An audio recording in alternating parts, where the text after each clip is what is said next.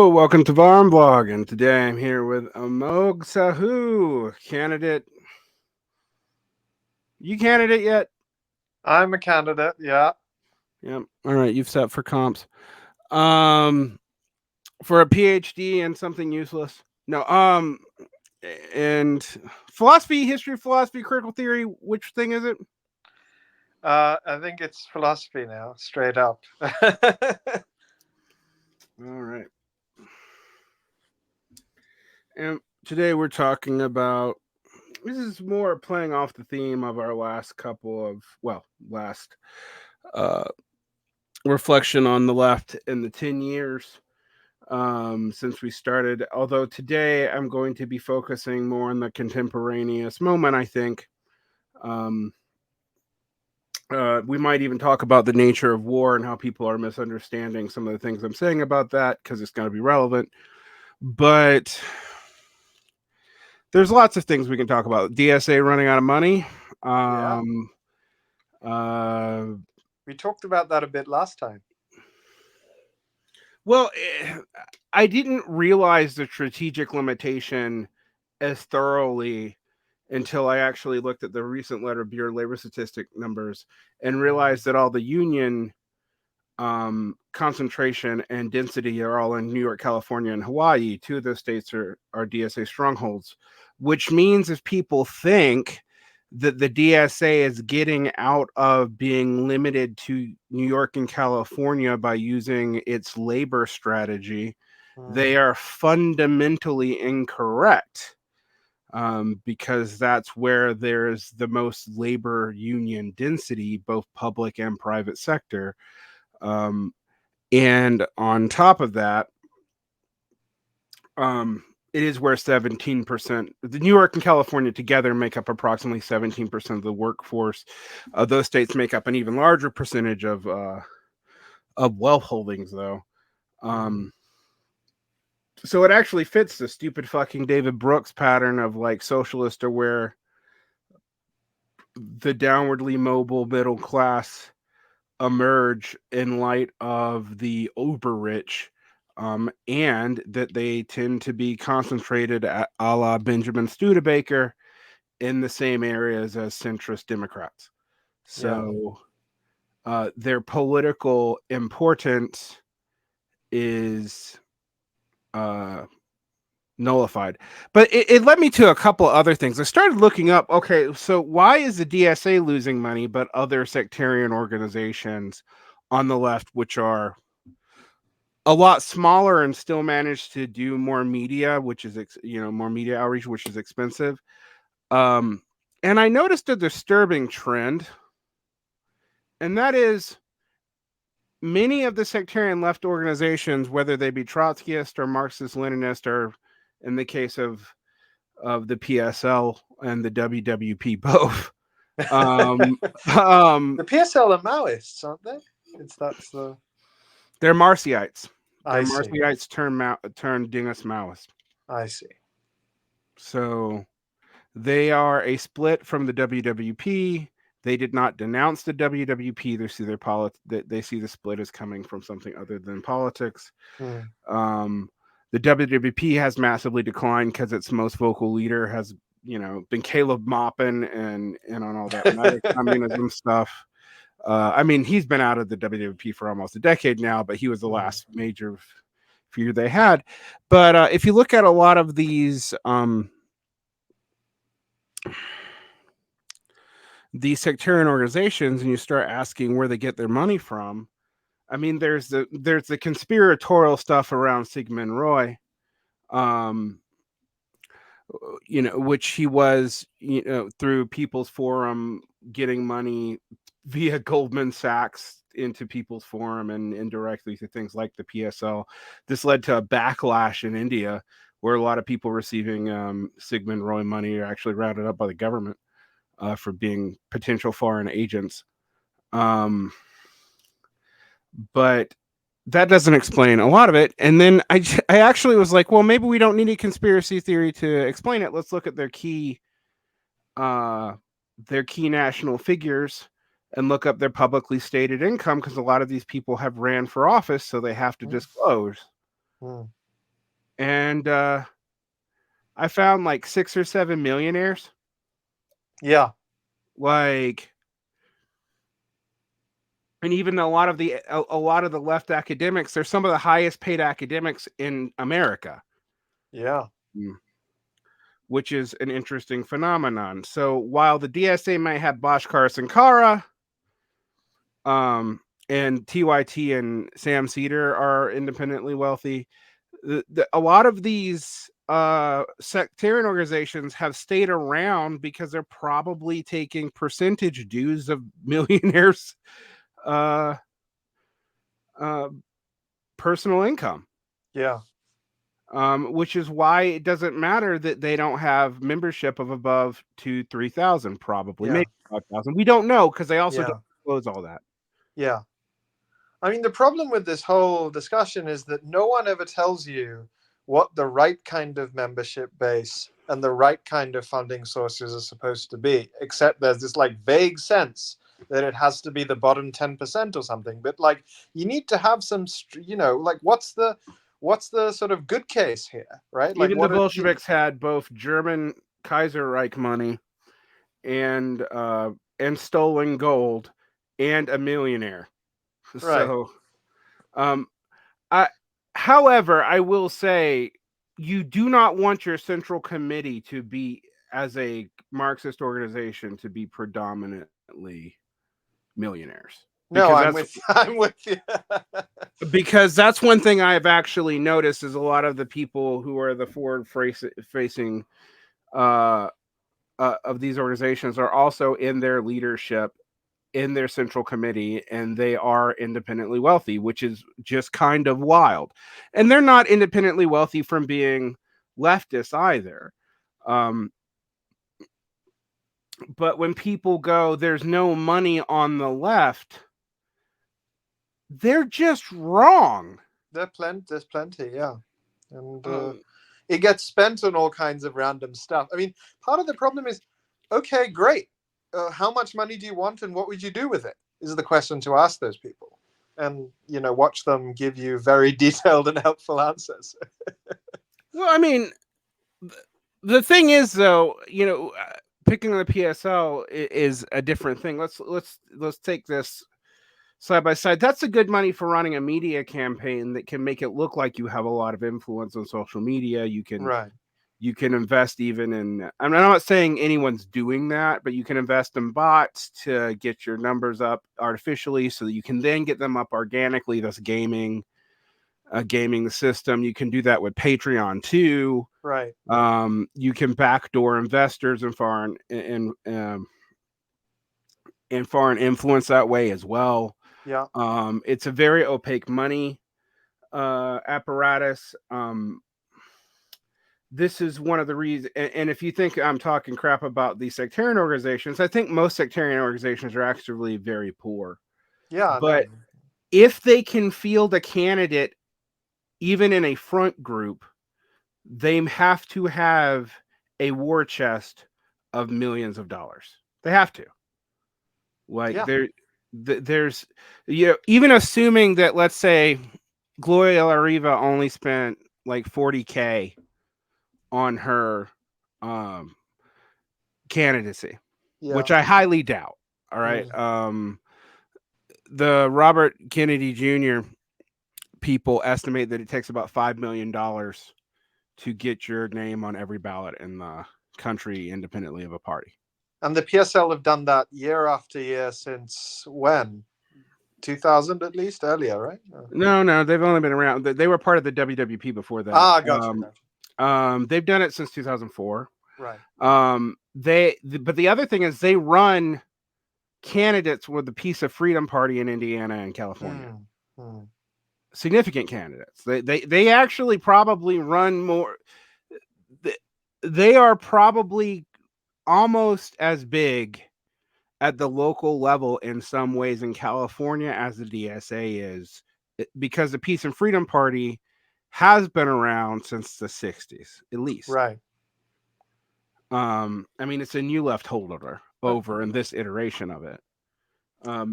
I mean, and we're just talking about the sectarian people, right? If you expand a bit, you got union money, you got NGO money, you got lawyer money, you got, etc. There's plenty. Anyway, you know what I mean. Yeah, there's plenty. There's plenty. Yeah. So the idea that the left doesn't have money, or that you need a Soros-style conspiracy theory to explain how the left has money, is just, there is a tendency that we talked about last time for leftists to fundamentally lie to themselves about where they are in society in order to distance themselves from their own failure and to build up a narrative that because they've been defeated, they need more people as a counterpower, and it's not their fault that they've been ineffective. That is the benefit of that style of argumentation. And like, left-wingers aren't the only people to do it. The Libertarian Party does this shit too. And sometimes they're the same fucking people. Both in the case of Mike Gravel, or in the case of my former friend Michael Rettenwald, who's apparently running for Libertarian Party president these days. After so Derek, you and I are gonna run his campaign. That's what you're telling me. I highly doubt he would speak to us. But yeah, those fuckers have got as much millionaire funding, much more millionaire funding than any left group. Absolutely. I mean, so there is more money on the right. I want people to hear this, Sure. But people conflate the different kinds of right. The paleoconservative right having money is basically a result of Tucker Carlson's relationship to the Mercer family. It is not actually organic.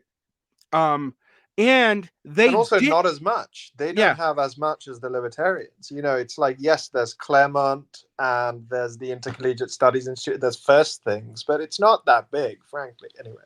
Right. Well, I mean, they can buy off a few formerly left-wing podcasters like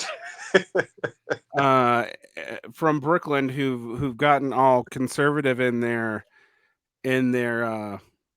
millennial vocal fry. But I cannot listen to that podcast. I do not understand why anyone listens to it. Is that still around? Red Scare? Oh yeah, and they definitely get Claremont money.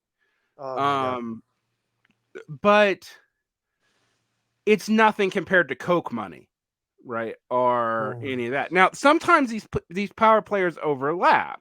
I mean, what we've seen is that the neoconservative military establishment types, they haven't gone away. They have departisanized themselves again. Yeah. Like, they have just, they sell themselves as, like Peter Zion, the John Morsheimer are all in some way a variety of neoconservative foreign policy realists. None of them are New American Century people, because not even Francis Fukuyama has been that since the middle of the Bush administration. So the New American Century people are part of the Biden coalition. They're not a distinct thing now. Yeah. Right. Yeah. And they're also not really the neoconservatives as we knew them in the aughts. They have softened, mellowed out, etc. Because they've had to. They've been defeated effectively, both domestically and abroad. Yeah. Bill Kristol is a Dem now. He's just like a straightforward Dem. Like he pretty much says this. I mean, David French, same thing. I mean, like, you think about Sohrab Ahmari's war with David French. I mean, it is the neoconservatives. Let's like back away from the culture conf versus. It's hard to characterize Trump. One of the things that I would tell people about Trump is Trumpism being demagogic is actually probably not as right wing as a lot of people say. And I know I'm going to get pushback immediately for saying that, but like Trump, for example, actually takes a right center position on abortion. Yeah.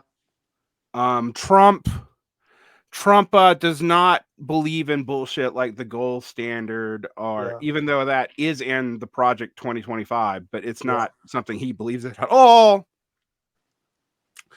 And it was Scott Horton, the libertarian who came on my show once, who pointed out to me that if you listen to Trump speak on a conservative platform, he knows how to pepper his speeches in ways that appeal to all factions of his base, even though he's contradicting himself Yeah. in doing so.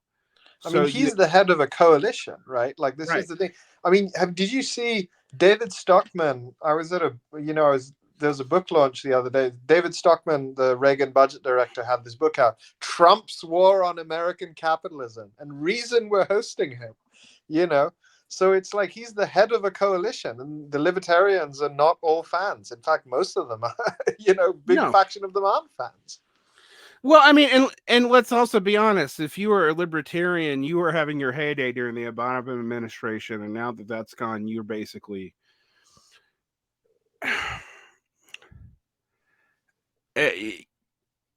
the libertarian participation in the Trump coalition pretty much liquidated them, just like Yeah, the alt-right racial nationalists were liquidated in their flirtations with being the radical writers on to the Trump coalition. right. Um, in my talks with J.G. Michaels going back to 2018, I was warning people that, like, hey, you're fighting the losing end of this. It's losing already. It's losing naturally. Um, Everyone knows that to win in America, you're going to have to win a middle class coalition with a bunch of people in color in it.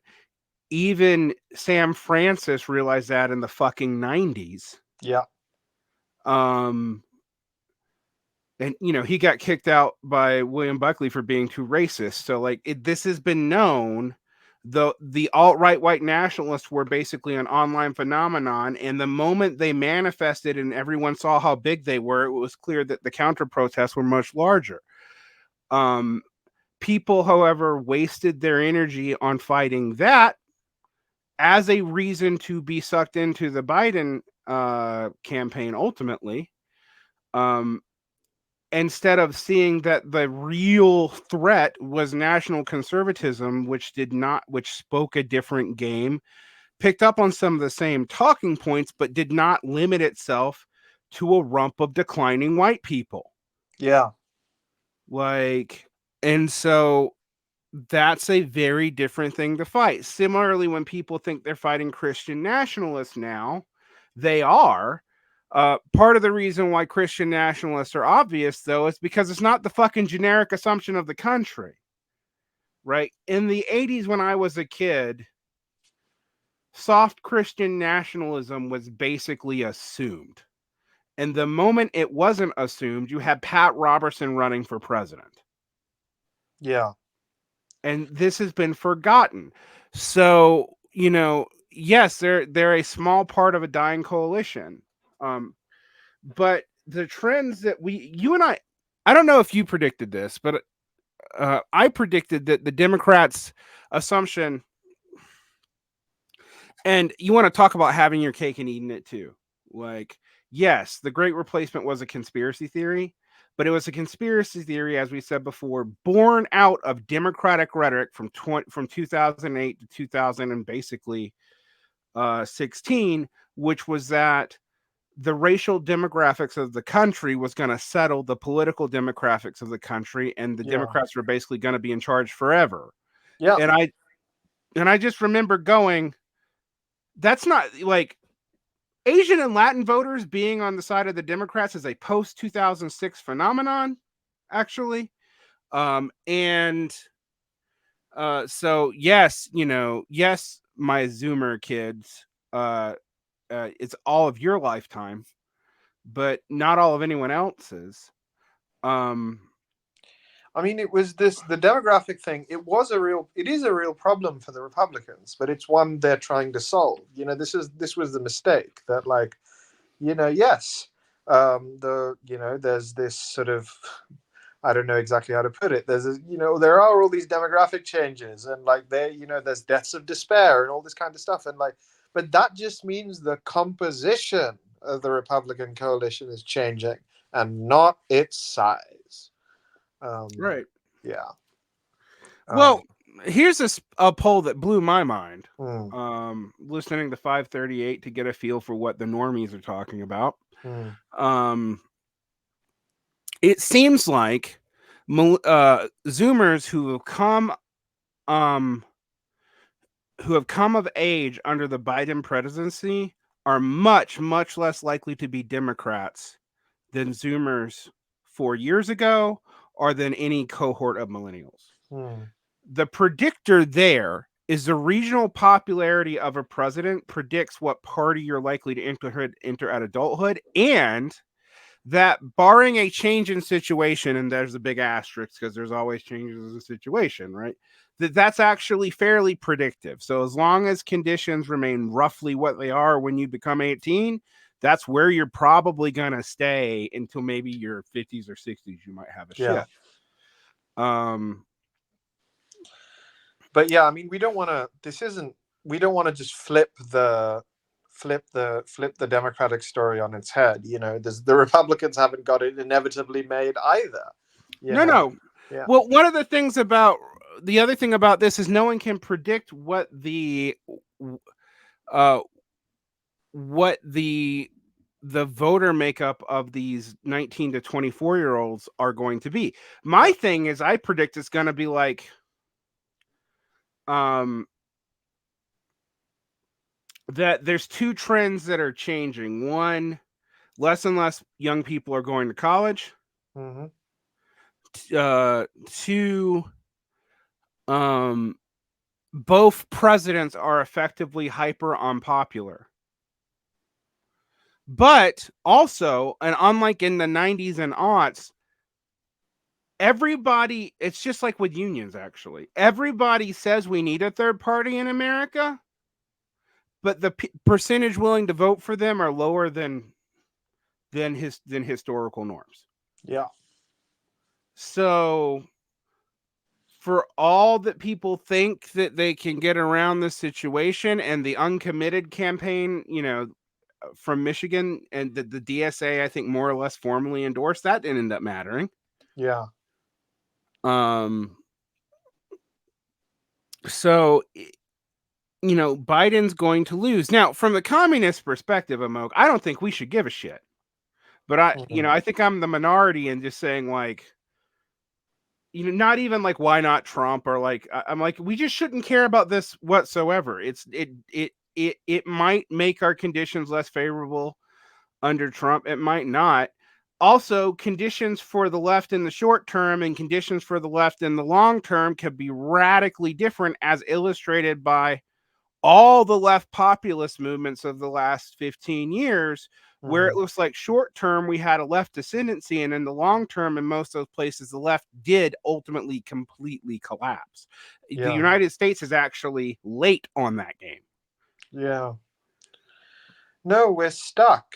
It's just, in some ways, this really, really simple division, which is really misleading, but something like 25% of population left, 25 center left, 25 center right, 25 right, that it's just. I think it's actually more like 14, 14, 14, 14. 50% don't care, but yes. Oh, exactly. Yeah, no, I'm happy to. That's fine. Yeah, I'm happy to. But the don't cares. I mean, this is Jonah Goldberg of all people made a good point about this. Is that sadly, like all of these groups think that the don't cares are on their side, but like the boring truth is probably that they might break pretty evenly. Right. I mean, the don't cares are. What is interesting about that, though, is that was the long durée of American politics until 9/11. 9/11 flipped that towards the consolidation and of movement conservatism, which collapsed under the weight of its victory. Right. I mean, I think we forget about that. Like, the left and Democrats did not defeat movement conservatism with Obama. Movement conservatism defeated itself and fractured into, like, the Reagan coalition wasn't maintainable anymore. You had pre-AstroTurf Tea Party, post-AstroTurf Tea Party, Revenge of Moral Majority, white nationalists, neo-Confederates, all kinds of crazy ass groups emerged in the aughts and the right. Yeah. I mean, arguably, the Reagan coalition was kind of. I mean, there's talk about the decline of the Reagan coalition in 1988. I forget Yeah. who that. It's like there was a sense of crisis in the first H.W. Bush administration. And and H.W. Bush was the second post uh post mass media president to not get a second term by losing, as opposed to um by stepping down, or actually the third. I forgot about Gerald Ford. So you got Gerald Ford, Jimmy Carter. You have the 70s where no one can hold on for very long. Yeah. You have the 80s, which is a consolidation of a right-wing coalition. Although it took people also forget this about Reagan America. It took them forever to get the Democrats out of office. Hmm. In fact, it really took Bill Clinton coming to power to get the Democrats out of the legislature.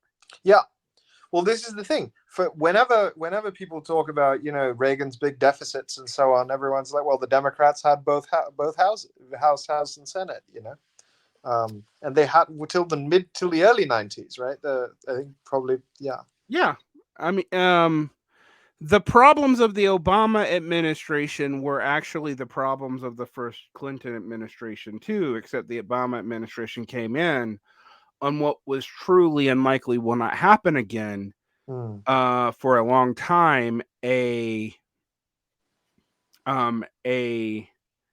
victory slate. I mean, they had a supermajority in the Senate. Yeah.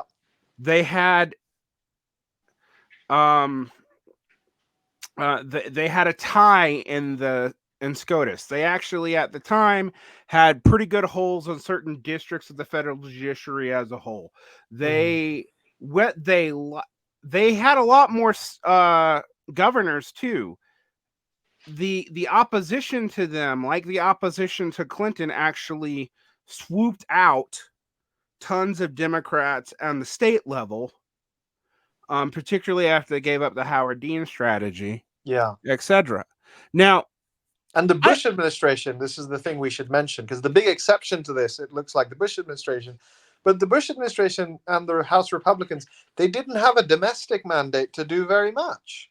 no, they did not, and in fact, they kept losing their domestic mandate Yeah. effectively. They barely had it in 2020. They did, I think, legitimately. I know there are some left. I know people forget this, but when left wingers were more conspiracy theorists against the government, uh, people like George Palast were claiming that that the 2004 election was stolen. I think people forget Mm, that.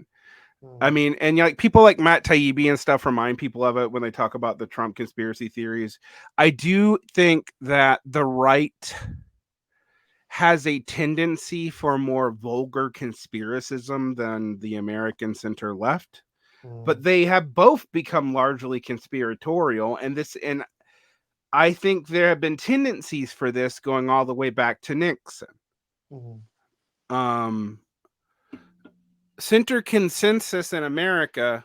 I mean, this is a weird thing that when a lot of Marxists just sow theories about like empire and the American working class. So that on one hand they'll try to say that like Fordism came from the height of American empire, mm, and it's true that Fordism came at the height of American ownership of the percentage of wealth in the world.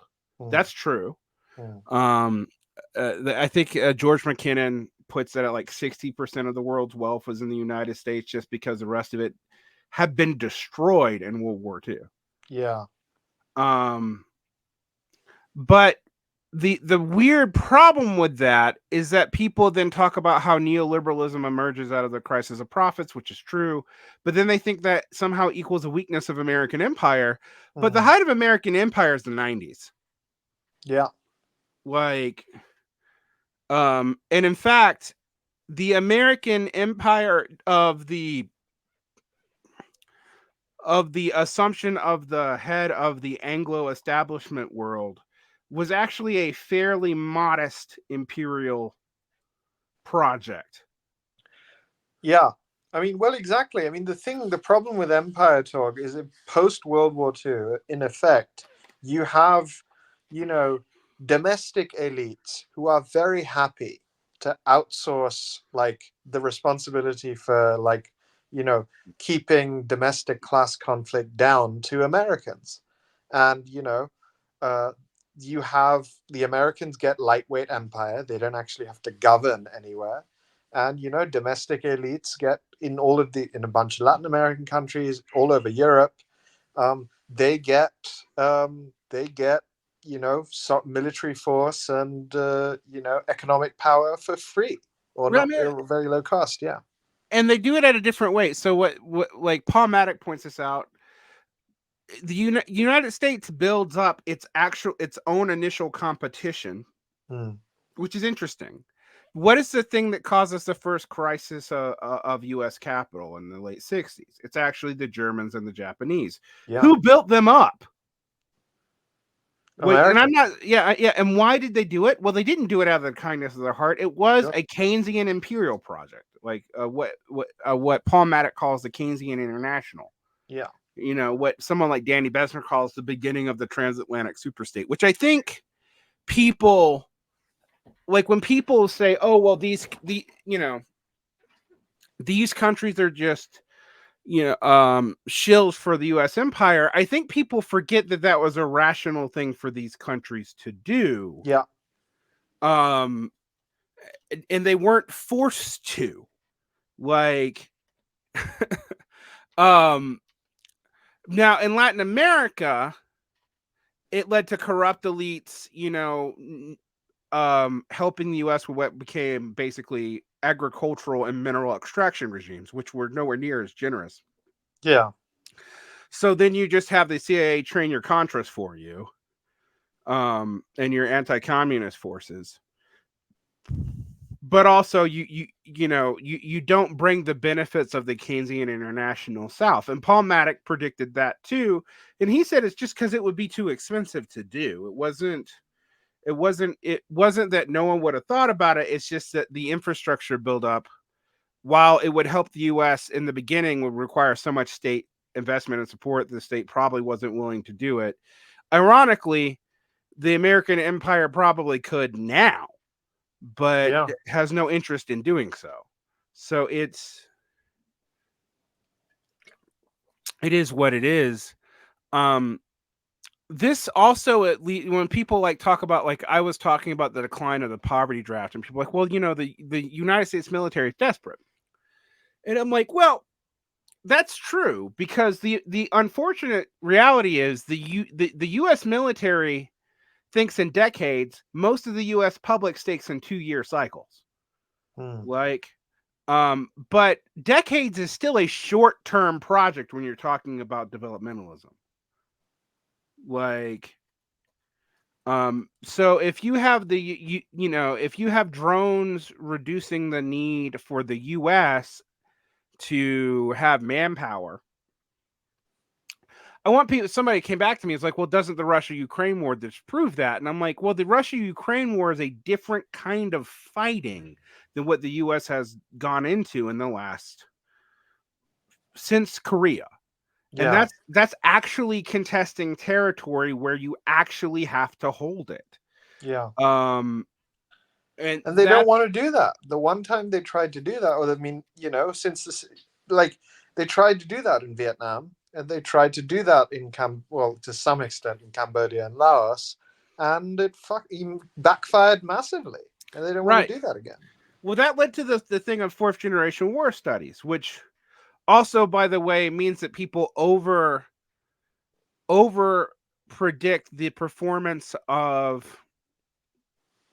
insurgencies and territorial wars. Yeah. And you might go, well, what do you mean? And let me explain it to you. Um, the calculus for how many losses you can take per side is radically different depending on whether or not you can actually lose your own territory. Hmm. All right. Um, or if you think you can. This leads to like the most vicious kinds of wars are either civil wars or settler wars that are not occupations but finishing off a smaller population, and either force integrating them or genociding them, frankly. Yeah. Those operate under zero-sum rules, right? That's when you do stuff like you lay waste to the land because you want to just kill everyone on it and you'll rebuild it later. All right.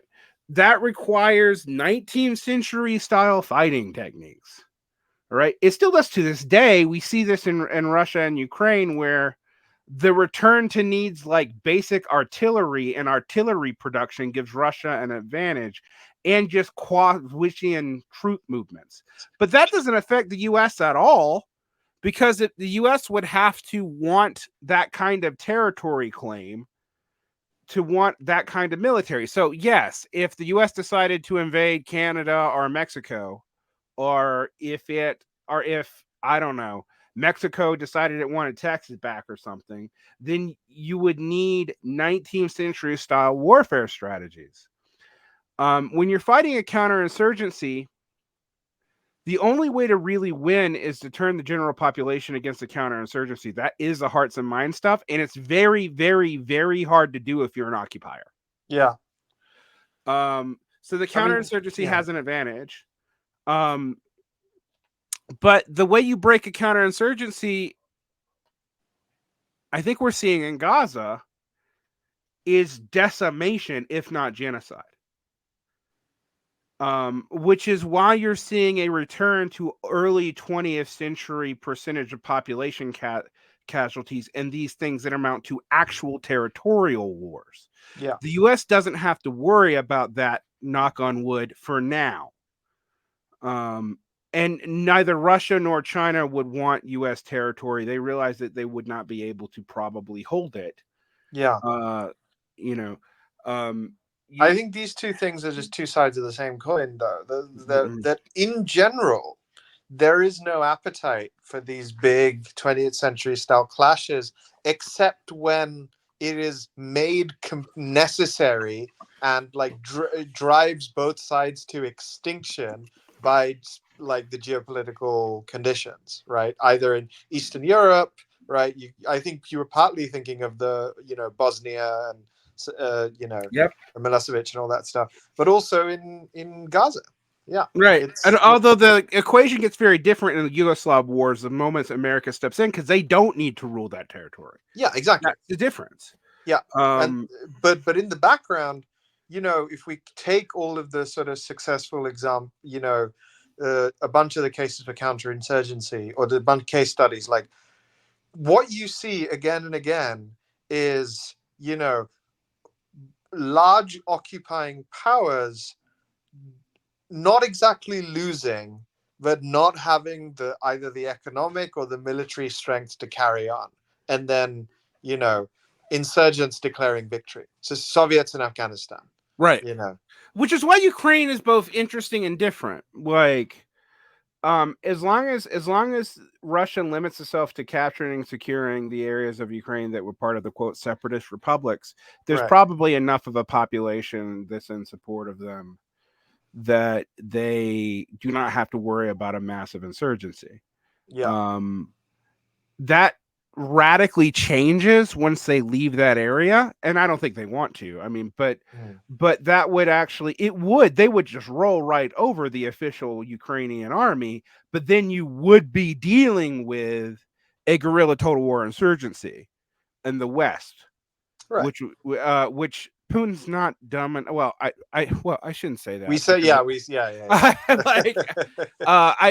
Graeber says many stupid things, but one thing he did say is people who are structurally protected from violence but have the means to use it, aka the structurally powerful, they tend to get very stupid over time.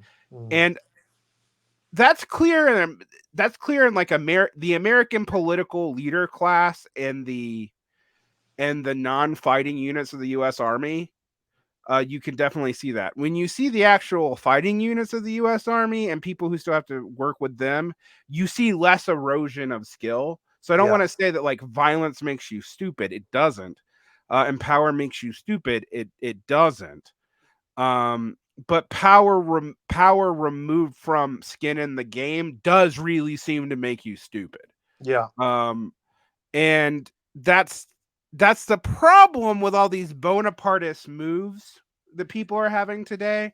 Is if you want a Bonapartist figure like that and you want to concentrate power like that, um, which is what classes that are basically not coherent want, because they basically want a strong patron. You know, Mm. that's a pre-modern theory. That's Caesarism, right? Um, the problem that you have with that historically, and for people who like this Hobbesian worldview that you can have like a one singular sovereign and it's stable, they kind of miss that they either have to fight the wars themselves to stay sharp, or literally you'll have one leader, and then everything will collapse afterwards, because until you have another kind of leader like that, usually coming from the collapse, because they have been insulated from failure for so long. Yeah. The difference in the West, I think, is we have entire classes of people, not just one or two people insulated from failure like that. We have a glass floor. Yeah. I mean, the thing is, it's just this is what war looks like in like a low profit rate world, right? Where like Mm. no one has enough resources, enough domestic political consensus, enough even just straight up military manufacturing strength. I mean, I'm happy to make this case about China as well. Actually, that we're in this really weird situation where you know hostility is rising. Everyone's getting more suspicious of each other. But also, the example of Russia is a big warning sign to everyone that, like, you can try big global conflict, even like small global conflict, and it's not going to go well. So we have this weird combination of stasis in the sense of like people kind of not having the appetite or the ability to really win any conflict, and rising hostility giving people more incentive to fight. It's really weird. It's one of the things that you and I have talked about the left for a long time, and we used to talk about it more in abstract terms with people's arguments about the Soviet Union, but now I think we see it in real terms, where the left is always laying out principles and then immediately betraying them for necessity, which is, and then making the betrayal by necessity somehow a good that you should model. Um, like we should be like Lenin, who wasn't cynical. He couldn't deliver on his promises and stay in revolution for practical reasons, but also he had to be cynical, which is like, okay, so what you're saying is we should follow the guy whose plan worked in the short run but failed in the long run, Yeah. uh, and was obviously flawed from like 1922 forward. Why in the fuck would I do that? Yeah. Like, and I say that, and I'm not a Lenin hater. I just want to point out that the structure of that logic. Well, now we see it about things contemporaneously today, like the return of military Keynesianism in Russia means that it's the bastion for socialism, and I'm like, well, why wouldn't the U.S. have been the bastion for socialism in the 1980s if that was the case? Right. Like, Oh, that is so dumb. And also, these people are probably Dungists, right? These military Keynesian people. China is not happy about the Russia situation. It does no, not think that it is a smart move to have invaded. I don't. What are these people thinking? Like this is, no, it totally scuttled China's plan for Europe. It totally set China back on the on the Belt and Road Initiative. It complicated tensions in BRICS because China-India tensions mean that BRICS really can't form. There is no reserve currency to replace the Western reserve currency in any seriousness, and China is not willing to do at its income level what the US does to be a global reserve currency, nor should they. Yeah. Which means that they were basically Russia. When people ask me, oh, the West is losing in Russia, I'm saying, well, yeah, I mean, Ukraine's losing. I don't think a lot of the NATO planners ever for a second thought Ukraine could win. I think they thought that this would the chaos would do two things. We would stress test Russia and see what they're actually good at. And which we, because the other thing is people are like, yeah, we know some more things about that now. Right. Yeah. And it would really scuttle the geopolitical plans of Xi, which it has done. You don't see noises about Taiwan, as much. I mean, you do, but you don't. Like, I mean, Xi's clearly having domestic problems now because their economy's slowing down. They're now acting like a mature economy before they got rid of like all the peasantry, etc. So this is bad for them. Yeah. Like, the whole ecological civilization promises and all that was based on a certain kind of prosperity that they could go back in and reinvent stuff. And I've also pointed out to people that Chinese don't give, for example, African nations bad investment deals. It wasn't a debt trap, but what they also did not do? They did not go in and like train a bunch of Africans to go do Chinese industry in Africa without China being the one doing it. All right. Yeah. So while that means a lot of things, but what it has meant when you combine it with some other things. I've been reading Phil Neal on this. He will be on the show by the time I release, and he was talking about premature deindustrialization in Africa, which is crazy to think about because we've just started achieving industrialization in Africa, and you're talking about premature deindustrialization because of the leapfrogging effects of industry. It's good, but it means that there's fewer and fewer workers needed to do anything, which is the other thing that like the left is lying to itself right now. We're seeing this return to third worldism on a lot of the left. I've even had people on my show lean that way. And what makes that really fucking funny is like, what mass third world proletariat is there?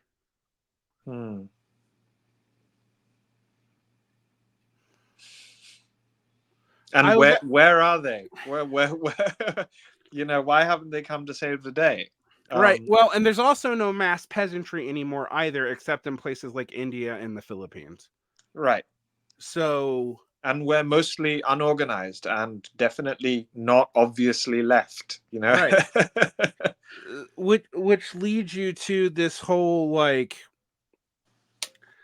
this strategy used is going to be increasingly like the left finding the last holdouts of the places shut out of the 20th century to pretend that they can use mid 20th century strategies, which again, if the goal was to build communism, didn't work for that either.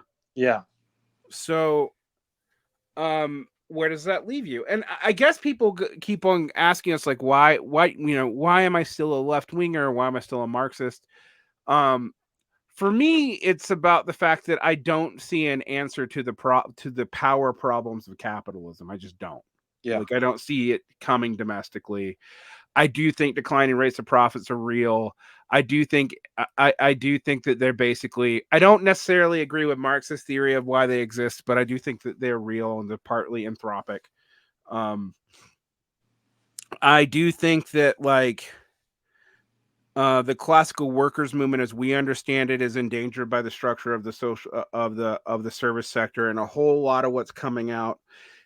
I've been talking about the PNC on PMC violence.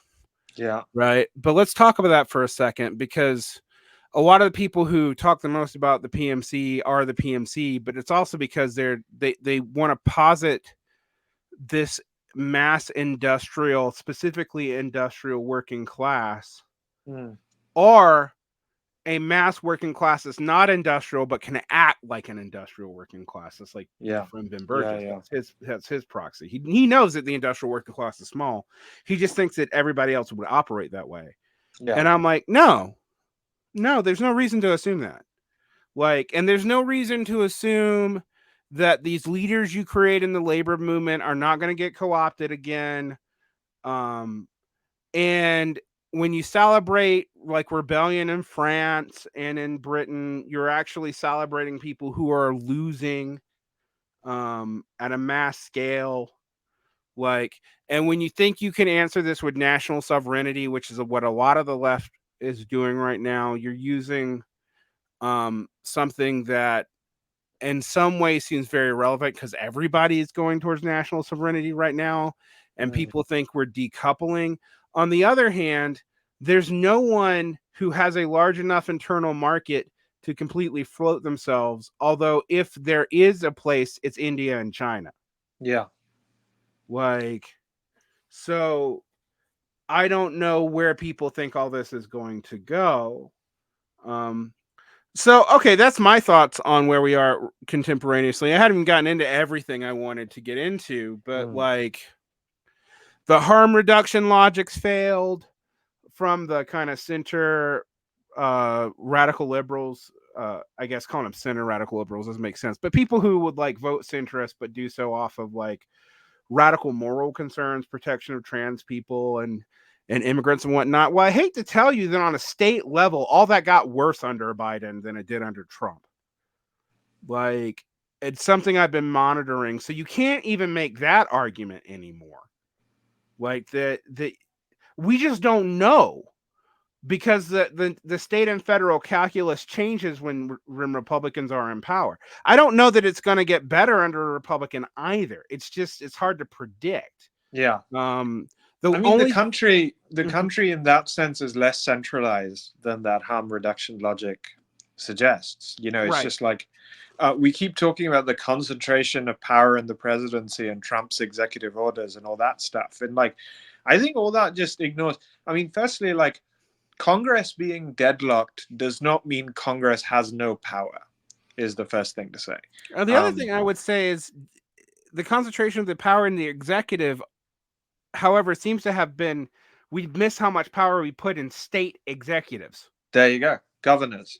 Right, governors and governors' leadership over their legislatures in their home states. Yeah. Like, so yes, there's been a concentration in the executive, but even on a state level in a very decentralized country, and the centralized countries, Canada, the UK, are also basket cases. Yeah. So it's not like you don't have like a good model. Like, oh, if we could just, people used to argue me, oh, if we could just make the US a lot more like the UK, like, and have a, proportionally represented parliament or something, or like France, maybe, that things would be better. There's no evidence for that. None. Yeah. Like, and in fact, what it indicates is right-wing coalitions will be even further to the right. So, I don't know what people think is going to happen. So like, there's just all these structural things that are breaking open. And I guess maybe let's talk about the ideology of the left. This is maybe you feel comfortable talking about this. I mean, you're the philosophy guy.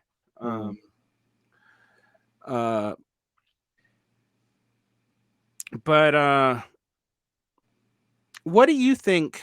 Like, where is left ideology right now? I can't even tell anymore. All the talking points from even like the opposition to Trump seem to have gone up in smoke.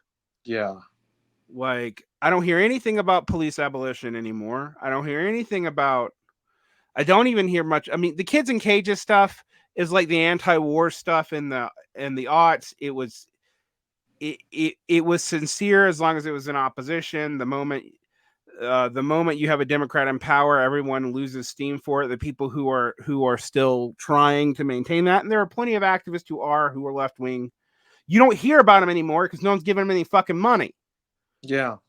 So I mean, yeah, I don't think it's about sincerity. I mean, it's what I was saying last time that, the left, there's this strange thing on the left where there's a stable base of support, but no fixed organizational structure that base of support wants to live in, right? It's like there's that 25% or whatever the number is, but they don't all want to be in the DSA. They are not even all attracted to the same cause. It's going to be different things, as I mean, and so yeah, there's like a stable pool of money, but it doesn't go to the same thing. It just goes to different things. Now it goes to, I would imagine, Palestine stuff, right? Um, and what's the end game on that? I mean, you see some attempts, by the way, I mean, I've read some pamphlets and things which are like, you know, Palestine, Harlem, Yemen, all the same struggle, that kind of stuff. But I like, mean, it's the same shit we saw in the late 70s and the 80s, though. And the thing is, it's like, oh, it's bringing the war home, yeah, but it isn't.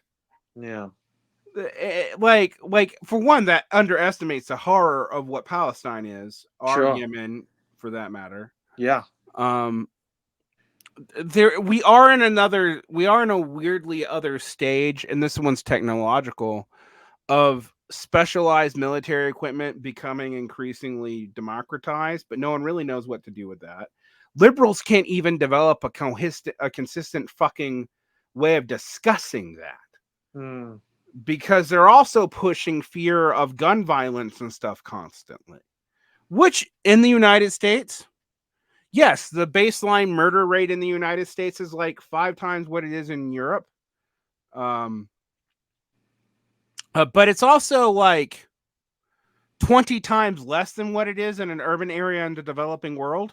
Yeah, So it's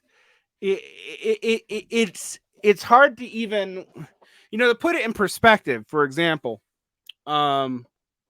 there are areas of LA, there are areas of Chicago, the poorest areas, the homeless areas, etc., that do have murder rates that are like that of Honduras, yeah, right? But there are like favelas in Brazil with murder rates that are like triple that of Honduras. And I bring up Honduras because it has the highest murder rate for a nation in the world, or at yeah, least it did. That's like 68 per 100,000 or something. Whereas the U.S. murder rate is 6 per 100,000. yeah, Now there are areas in the U.S. that are almost to Honduras, but they're tiny. Like it's like a block, or like a neighborhood in Jackson, Mississippi, or a neighborhood. It's a block in L.A., a block in Chicago, a neighborhood in Jackson, Mississippi, yeah, et cetera, et cetera, et cetera. And if you're in those areas, or if like you're near the Tenderloin and in San Francisco, it probably does feel like there's a ton of crime, but the aggregate crime even for LA is like lower than the national average, yeah. I mean, right? you have political violence. I mean, just anecdotally, like, I've had brushes with, let's call them, Trumpish people or right wing people, and it's unpleasant, but it's also, it's like weird and stochastic more than anything, rather than like black shirts or what have you. Right. Yeah, And weird and sarcastic political violence has been a mainstay of marginal political communities in the United States since the 1970s. yeah, And we kind of forget, because the aughts weirdly was a time where we didn't have it. yeah. Even less than the 90s. Right. The 90s, the people, this is the thing, people talk about the 90s boom and all that.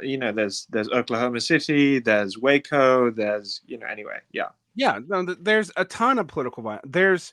There's attempts everywhere. Like right wingers are like almost like the 70s weathermen trying to blow shit up all the time and failing.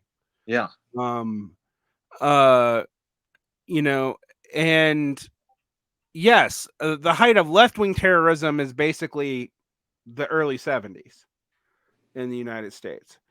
Um it kind of because left terrorism really does not work well for left-wing goals. Like it yeah, just doesn't. Like you're not trying to scare people away from progressing. You're trying to build something new. Terrorism is a terrible way to do that. So like pretty quickly people realized that like assassination strings and whatnot weren't going to work. And then the propaganda by the deed, weirdly done by Marxist Leninist groups. That's a whole nother thing, because I'm like, they're not like one of the things that defines Marxist Leninist groups historically don't do propaganda by the deed. But they did in the 70s, you know, blowing shit up everywhere. Yeah. But you know, they were really bad at it. The most people they killed were themselves. Like, I mean, you know, you could think of like the most high profile of that's the Weathermen. They blew up some of their own. The Panthers, they did kill some cops, but they also got killed a lot. I mean, there's the famous cases, but there's a lot of not famous cases with Panthers too. And it was hard to figure out because the Panthers were willing to cooperate with former street gangs. So some of that stuff is like, was that political or was it street gang related? We don't know. It's probably political, but we don't know. Yeah. Let's see, who else do you have? You have you have the Symbionese Liberation Army. Right, which, you know, which we just laugh at. I guess you have like that kind of, the last bastion of that is like the Move coalition that got bombed in the 80s or 70s. Oh, do you mean the Push, the Jesse Yeah. Jackson people? Yeah. No. Oh, I see. No, there's a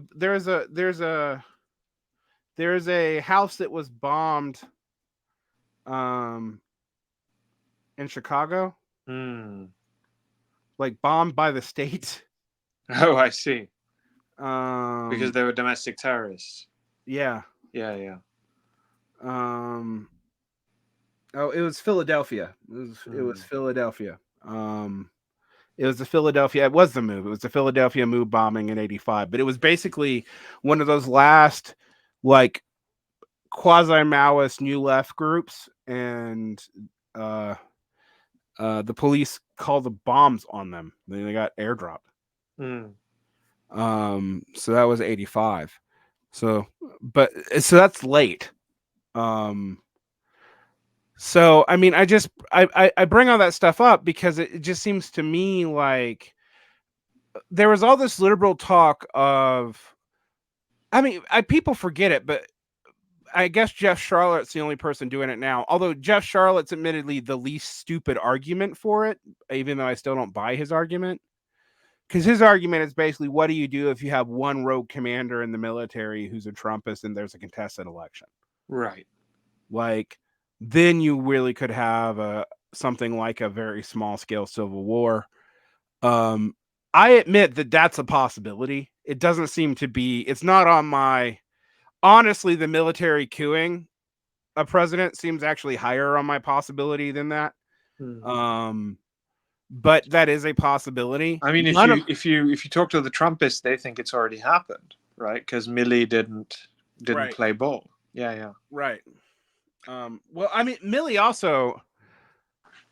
did not say this, but Milley has also, you know, Milley all but told Trump no several times in his last year, and Milley has also indicated that they would have done what was necessary to restore democracy if January 6th had actually been serious. Which to me sounds like we were willing to like court-martial and arrest a sitting president who we did not see as constitutionally valid, which would have been viewed as a coup. Yeah. But that to me seems like, yeah, you're right. The right-wingers say that because I don't think the right-wingers' instincts are wrong.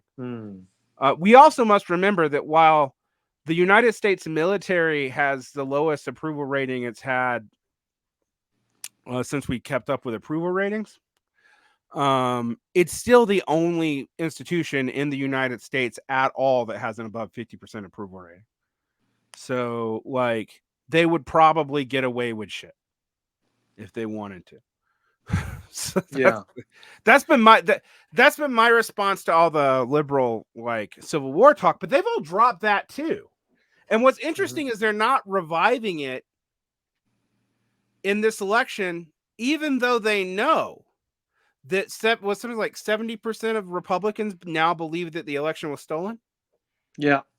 Which, for all that I was saying that, like, oh, there was a left conspiratorial world in the aughts, there was. Like I said, Red Yeah. Palace was up talking about how Bush stole the election in 2024 and was making claims about Diebold election machines. Right. Bush and Al Qaeda. There's that book House of Saud, House of Bush. Yeah. But that never became a 70% narrative for Democrats. And it also wasn't part of the Democrats, Democrats' legislative agenda in 2006. They didn't anyway. No, they didn't. They weren't really that interested in holding Bush accountable for crimes that he actually did, much less for crimes he didn't do. Like, and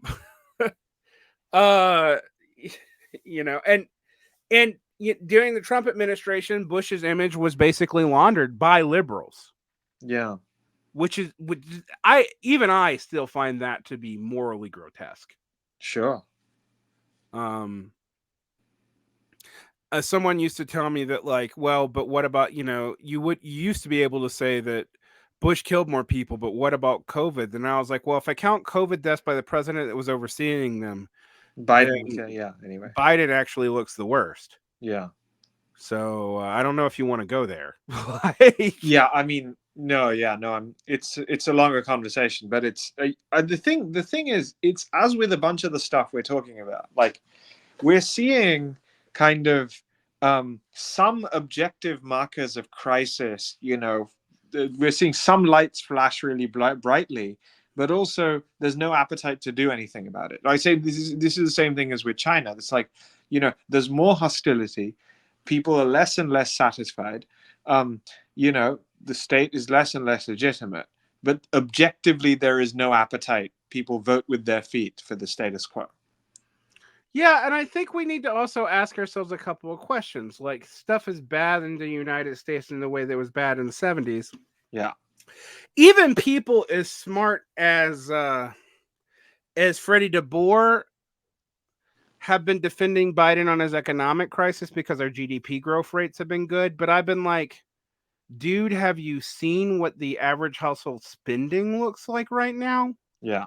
Like, and then people are like, oh, well, it's just partisan. It's partisanship that's explaining the difference. And I was like, only 17% of anybody say that their life improved from policies by Biden. And that includes Democrats in that poll. So no, it is not just partisan. It is very, I mean, the Republicans have a point here. When they go after the Democrats, under the last 3 Democratic presidencies, now we can caveat that, but they all began with Democratic Congresses. Wealth and equity got worse under the Democratic president than under the Republican one.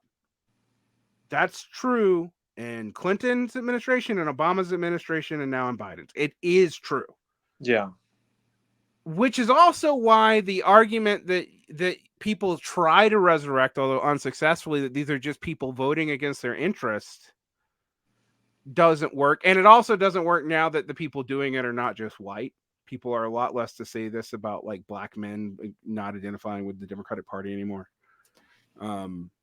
We'll see, though. We'll see if that stays, or if you start, if that trend expands. I don't know what you think about that. Yeah, I don't know. I mean, I just think, it's all the racial stuff. You always have to cut it by age, although you're pointing out the age thing is getting more complicated. You have to cut it by urban, rural, and you have to cut it by education, right? It's never just race on its own. Well, the biggest predictor right now of voting Democrat is making over $250,000 a year, and or being or making under $80,000 a year, yeah, and or being educated. And it seems like the under 80 crowd, the Democrats are beginning to lose. Now, there's been some talk. I mean, I see Jacobin and all this, like, oh, the Democrats are losing the working class. Here's the thing: I've heard What the that. fuck is the working class anyway? Right? Yeah. Like, who are they defining as the working class? But also, like, the Democrats have been losing the working class somewhere for what, all the time that we've been alive. I've heard that narrative over and over again. Yeah. It does seem interesting to me that like for the majority of my lifetime, I heard that it was educated people who were Democrats, but apparently that wasn't true, and now it actually is true. Yeah. I don't know. I mean, I don't know where this all goes, and I feel less and less capable of predicting where like electoral politics is going to go. The other interesting thing that I saw is even though Joe Biden is not popular amongst Democrats at all, 69% of Democrats think that he will win the next election, and Trump is not popular with the general population at all. Although his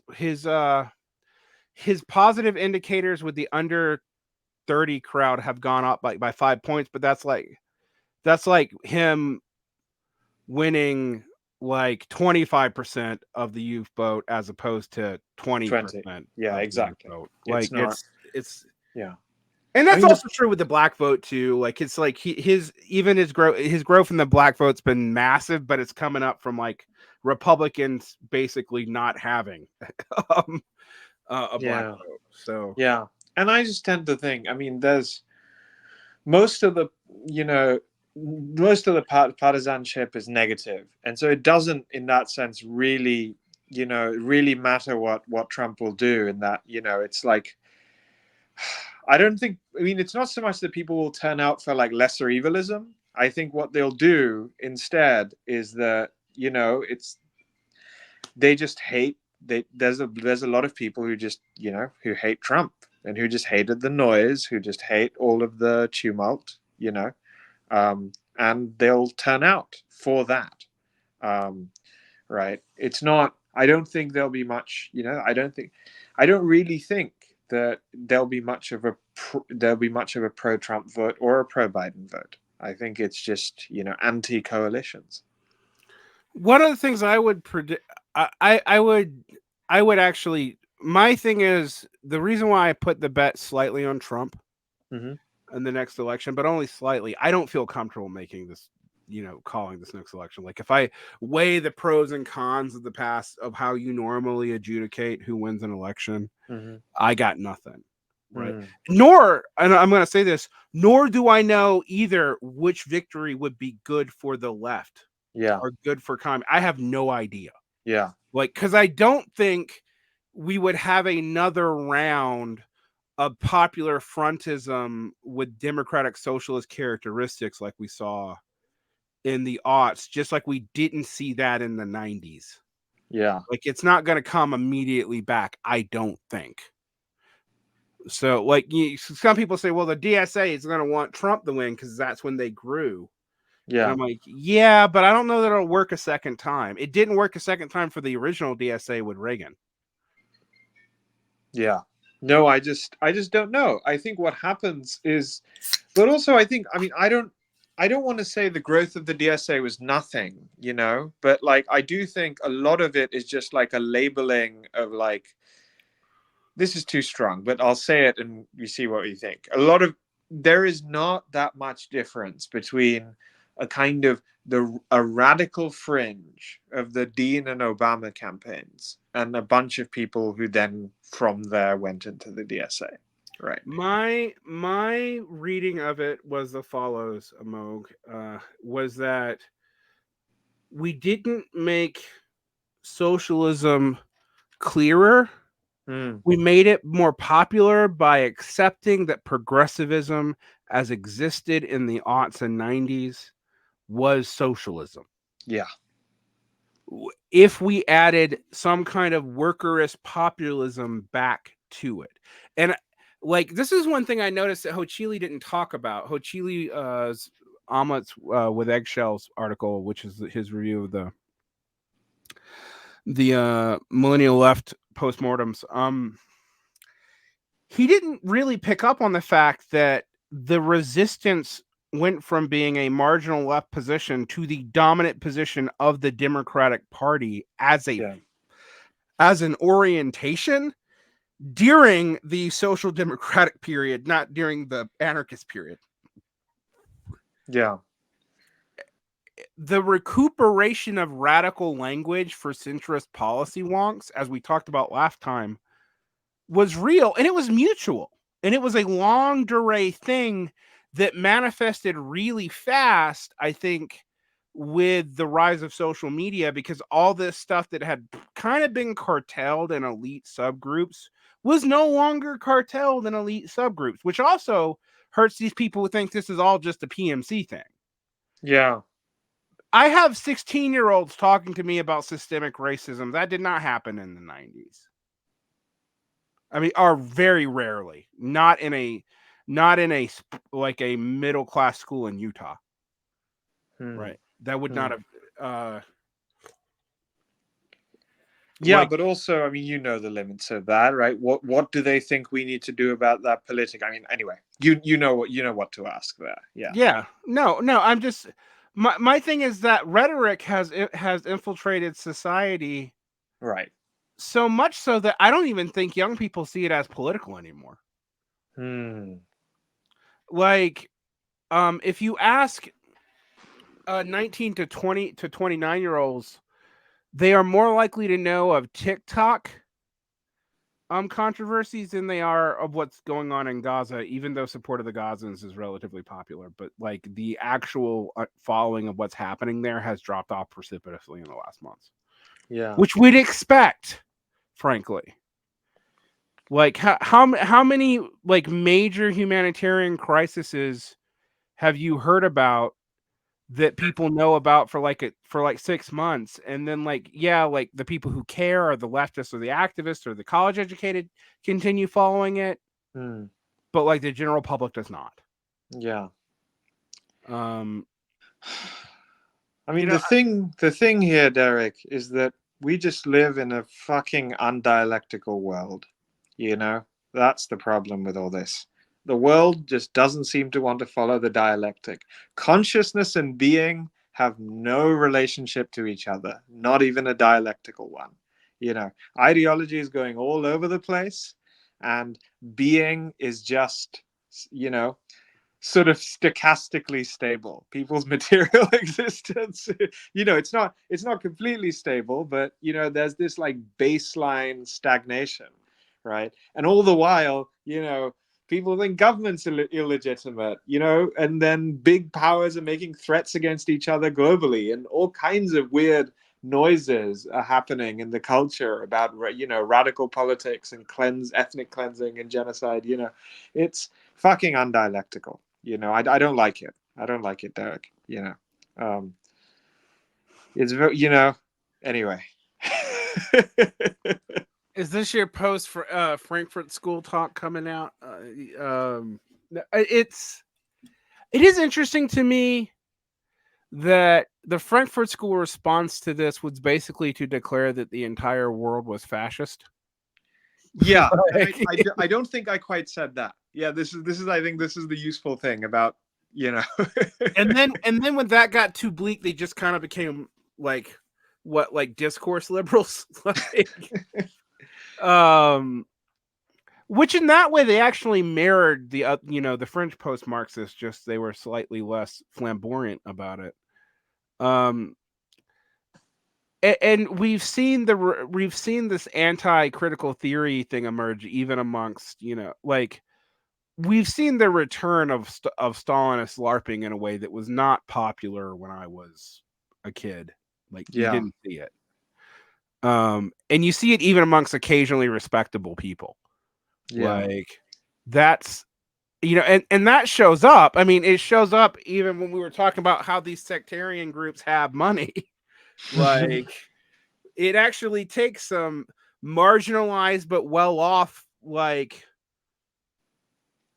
you know, generational wealth to do that. But how much effect can they have? I don't know. I mean, this is the annoying thing. Some not as much as they want. but more than I would want to deal with. Exactly. Like, not because I honestly sometimes like if they had a political effect in a material sense, I might not hate them as much. But since they don't, I just find them to be annoying and alienating. Yeah. Yeah. Uh, so and they also don't like. There's a freezing of analysis in a lot of these places. Like, you pick when you freeze it, but you freeze it. Like, I mean, in some ways, like the democratic socialists are the most pathetic because they both know that they live in neoliberalism conditions, but they want to pretend they can build a Fordist coalition. And if you just get rid of that dastardly PMC, they'd be able to do so. And then you realize, like, but motherfucker, you are the PMC, A. And B, like, how are you going to build a politics off of the what, like 10% non-managers, non-logistics, and industrial production? Yeah. There's literally more evangelicals in the country than that. Right. Like, even now. I mean, it's just, I mean, this is my big disagreement with the Banga Banga people. Like, I totally agree with them that, politics in the 20th century sense, or whatever their idealization of the 20th century, I think they idealize it a bit, but like, that's not coming back. No one can do it, and that's the reason everything's in stasis. We don't have big wars, big conflicts, of the sort we've been talking about, because no one has the money. No one, you can't mobilize a constituency. I'm with them, right? Mass politics is dead in that sense. But the difference is they think that it's there's some outside to contemporary politics. Like, I mean, I don't think they quite call it the social. I don't know if they go like our old friend Joe Sciortino and all these fellas, you know. But yeah, I don't think there is an outside. Yeah, no. The Australian school of anti-politics is represented by our old friend Joe Sorrentino and a bunch of people whose names no one's heard of in a long time because they went and just joined society, and more power to them for doing that. But they always. I always was very frustrated with them because they always both found the social, but the social was always weirdly right-wing populism, and they were right that right-wing populism was outflanking the left in a counter-systemic anti-political mode. Yeah. But they were wrong that was actually an anti-politics. That what they call anti-politics is just negative politics. It's not actually an anti-political move. The anti-political time was actually the 1990s. Yeah. And that's a very different analysis, I think, than what they end up doing. And they didn't succeed, this right-wing populist coalition. I mean, arguably, they even at the time, they weren't as powerful as the anti-politics people made it seem. And also, all these political victories we're talking about, the DSA, the right-wing populists, I don't quite want to say they're just sort of shuffling deck chairs around coalitions, but a large part of it just is that. Yeah, it's like changes in the composition, ideological and material, of large coalitions, right? And like the most radical elements of the Trump administration were sidelined. Yes, they're back today, but like the irony is, like, the paleo conservatives had to deal with the fact they were in coalition with their primary enemies. Like because for paleo conservatives, you got to remember, they even at one point would rather vote for Barack Obama than a northern neocon. Yeah. Like, so, and that only shifted in 2012. Yeah. So, I mean, I think that there's a fundamental, like, one, the left does not even try to really understand the right. Two, yeah, listen to Know Your Enemy. Yeah, that the most misnamed show in history. Why do you say that, Amogh? Well, because it's not about knowing the right. It's about endlessly telling us like how horrible all these conservative and paleoconservative figures are, and you don't leave with any material understanding anyway. Well, yeah, I mean, they basically have they basically see them as ideological blocks, and they don't really try Right. to understand them on their own terms either. Yeah. Which when you try to, people come at. I will say, I mean, I'll admit, like people get mad at me when I try to say that you like. For example, when I say that like you can't call Alexander Dugin a fascist, he's a post-fascist. He comes out of fascism. He has fascist-esque assumptions, but calling him a fascist is like calling Baudrillard a Marxist. It's technically speaking not true, and it's not true for some key reasons. And everybody gets mad at me for saying that, but I'm like, you can't understand what his people think if you don't understand how they justify their position to themselves. Yeah. You might not think that's important, but then you also often don't understand their coalitions either. Yeah. So it's. I mean, by the way, if you don't think that's important, you might want to revisit all of this stuff you want to say about being dialectical and wanting to do immanent critique and all that stuff, you know, which people, you can't have both, people. You know, somebody asked me recently, you know, for patrons only, I replayed our and I had not replayed this since Zero Books was bought. But I finally replayed the end of the Systematic Redness thing, which was like, I think we said it was 5 episodes. I can only actually find 4 of them. And so like there may be a 5th episode somewhere. I can't find it. But my point about that is the following. I said the irony of the of 5 years ago in 2018, early 19, when we were wrapping the first round of that up, was that we had a bunch of dialectical thinkers, but no historical thinkers. Now I think the irony is that we have a bunch of people who think they're historical thinkers who are also not historical thinkers, nor are they dialectical thinkers, but they throw around the language of both. What I was going to ask you is, do you think that's important? I don't know. I think, why do people throw around dialectical language? I mean, I think one reason is, you know, no one understands it, and it's an easy way to win debates. Exactly. but also, you know, dialectics promises you a lot. You know, it's like, we're going to give you political strategy, we're going to give you social theory, we're going to give you philosophy, all in one fell swoop. You know. Yeah, we're gonna actually collapse the is-ought distinction. Exactly. And we're gonna argue that you can objectively know scientifically where society is going to go, but we're not going to do it through positivism because that's all bourgeois and shit. Yeah, exactly. Exactly. And you know, you want so I guess why do people use dialectical and historical language? They use dialectical language, but the world isn't dialectical. I'm just going to say that as a thing. I think that is what we have been describing, right? That the contradictions, you know, move around. They don't sublate themselves.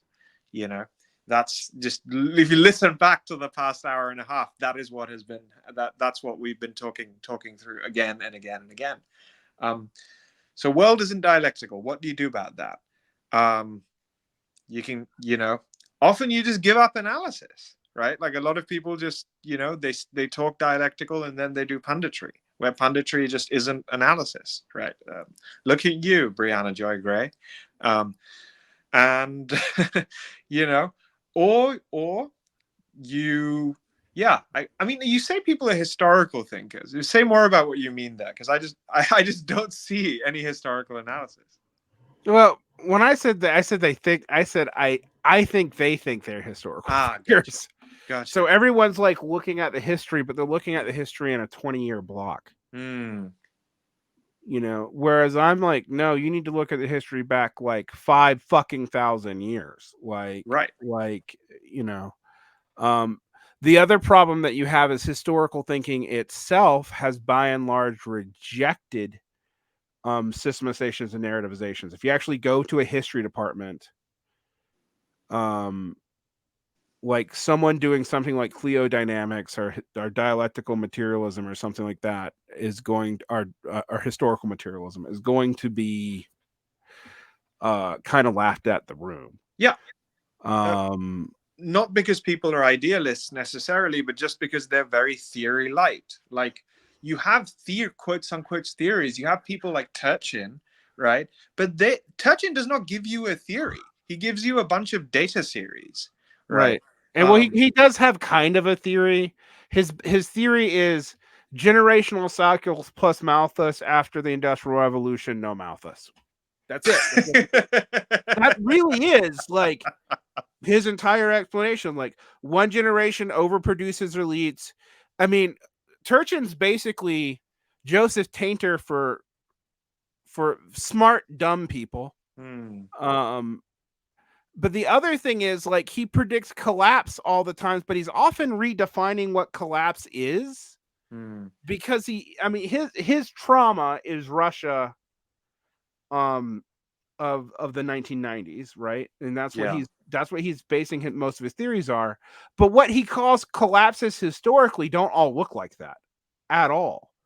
And he also doesn't have a theory of the interplay between nations. He's entirely nationally bound. Like, and that's true in almost every one of his books, right? So I've read like 5 of them now. And so you start seeing problems once you I've read, Ages of Discord. I've read his new book about the beginning of the end. I've read all that. You have someone like Peter Zion who can think systemically but doesn't add his systems together. Hmm. Like he doesn't try to see how the systems interrelate. So for example, he thinks about population rates and production. But it's like he thinks that China's fucked because his population is just going to drop precipitously. Yeah. And like that's also why he doesn't actually pursue a militarily aggressive stance on China, even though he basically agrees with John Morsheimer about the threat. He's basically like, well, we don't need to because they're just going to die of old age and then they're going to have a bunch of problems and we don't have to worry about it. Yeah. That's his basic analysis. Like, Yeah. And but with that's too biological reductionist for me. It's maybe that's right. I don't think the anyway, go ahead. Finish your no, point. I mean, I don't, I mean, one, it's biological reductionist in a weird way. I mean, because it basically you would basically assume like, well, then why would lower population societies ever have gotten to the productivity to lead to the populations that we have? Right. Like, and I do think Marxists have a problem themselves, and I haven't talked a lot about it, but like when Marx defines materialism, they're inconsistent about whether or not they just mean economics or whether or not they mean economics, geography, um, ex, geopolitics, etc. And also, Marx is very inconsistent on whether or not he thinks, and it shows up in Engels in some big ways, Yeah. that, like, for example, he talks about the end of political authority, but there'll be no end of like economic authority and his own authority. And people tell me don't Yeah. overgeneralize from that. It's a bad paper, blah, blah, blah. I get that. But like, it is an example of what Engels thought, and Marx didn't correct him on it. Yeah. My point here is is the following. One, for all their understanding of dialectics, Marx and Engels thought production and politics could be centralized infinitely without regress, even though their own theories in Capital Volume 3, which they spell out, indicates Mm. the opposite. Mm. So when people are always like, well, Marx predicted this and Marx didn't predict this, I'm like, Marx predicted this and then he ignored his prediction later on. Like, he's not consistent. Yeah. Which you know, people are okay with, but then they want to make the inconsistency consistent Althusser style, and you really can't. Like, and we wouldn't expect a sociologist today. Like, I don't go and read Eric Olin Wright's entire corpus to find where he contradicted himself, because I know his thought changed during the course of his life. I talked to him about it. Yeah. So did you, before he died. Let's not refer back to that again. the infamous loss episode. By the way, guys, I wish we published it, but I also at the time said the interview was a mess. It was, yeah. Because go ahead. No, I was just going to say, I mean, the thing about, just to move back, say a thing about the Marx again, like, in a strange way, our discussion is vindicating at least one element of Marxism, which is that, Marxism, I think, has a dead-on accurate theory of revolutions, wars, and social upheaval, that you only get them when you have strong class conflict, class mobilization, and class power. We don't have those. We don't have, we don't have any class strong enough to rule or rule well.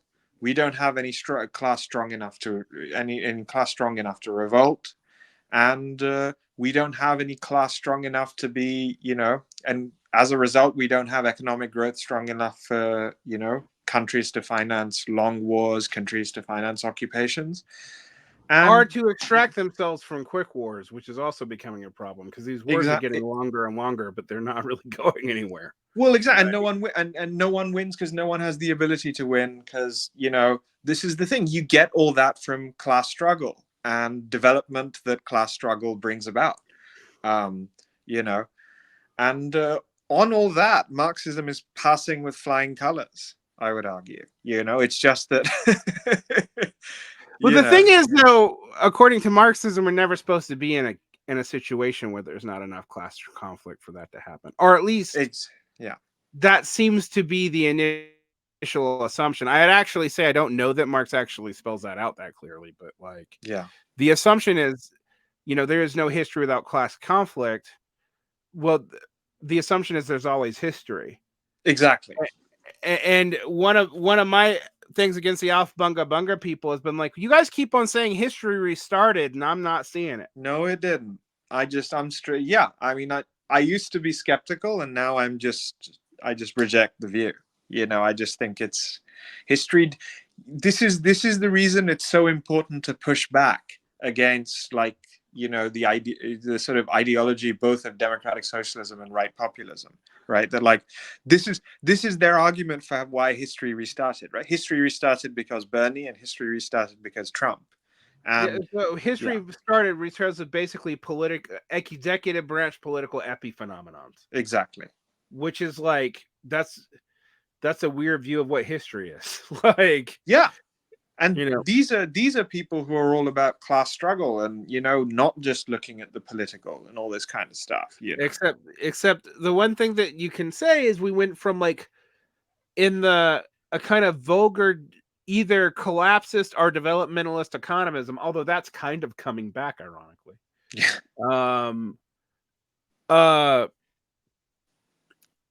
Into, like, this idea of, like, political first Marxism. And I don't think you just get that from the social democrats or the left populists. I also think you get it from the Neocauskians.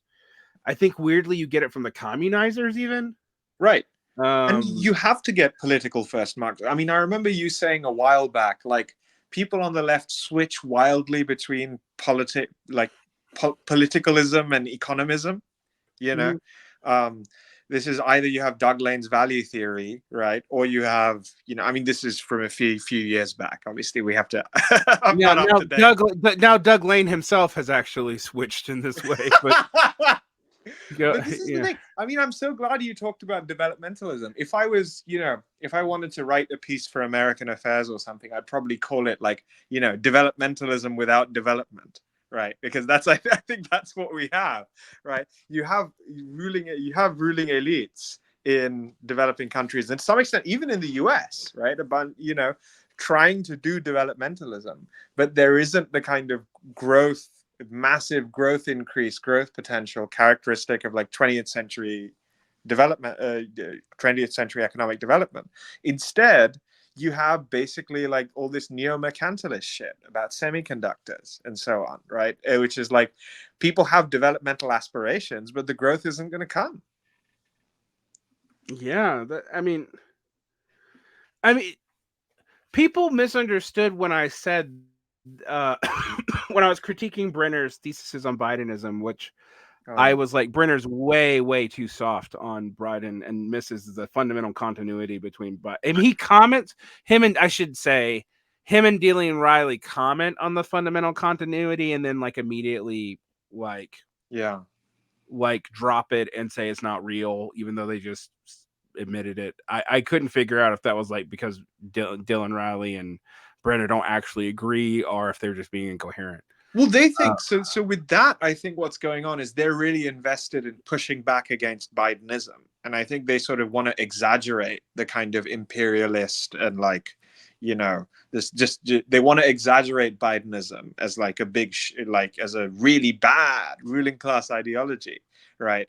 Do they? I thought they want. It read to me like they wanted to have it both ways. Like I guess, when I go ahead. When I was reading it, it read to me like they wanted to bitch about Bidenism, but also saying like it was a real progressivism against the incoherence of Trumpism. I actually agree with them about the ideological incoherence of Trumpism. Yeah, that's actually weirdly its fucking power, is that it's so incoherent that anyone can project anything they fucking want on it. Like, it's not even fascism; it's just old-fashioned demagoguery, motherfuckers. Like I literally take TikTok ban. All right, we have the vote to censor TikTok that may end up on a ban, probably won't. It's a bad idea. As much as I hate TikTok and think it's a threat to society, I actually don't think we should ban it. Blah blah blah. Nonetheless, which is funny because it might actually advocate Gen Zers to do something. But nonetheless, it's not like the TikTok ban is interesting for me because Trump comes out and critiques it, right? Mm. Trump also tried to do it. And people have already forgotten that, but like during the beginning of the COVID shit, he tried to he tried to do what Biden's now doing with TikTok. And now he's opposing it because Trump is a savvy reptile brain lizard man. I mean, like there's how would I put it in the most insulting way possible? A barbarian's cunning in that man, right? Which I actually do think comes out of his particularly weird, like, quasi nouveau riche, bizarre con man sector of the economy, which is high end real estate. Like, you have to be kind of lizard brain to succeed at that. Yeah. And then his other success is being a media figure, which was what our anti-political friends picked up on, was the dominance of the media. But I was also like, why are you taking the media as a social? Like, that's a weird,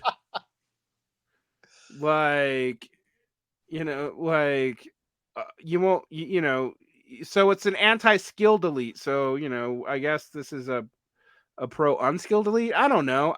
The thing is, the anti-political people either have kind of joined common life or they just became conservatives. So where do we see a lot of this going? I was going to ask you maybe, and maybe this will also be our next session, because I'm going to have you back on in about another month. Where do you think this all, and who knows, by the time, like, I'm recording this the day after I released the last conversation we had 6 weeks ago.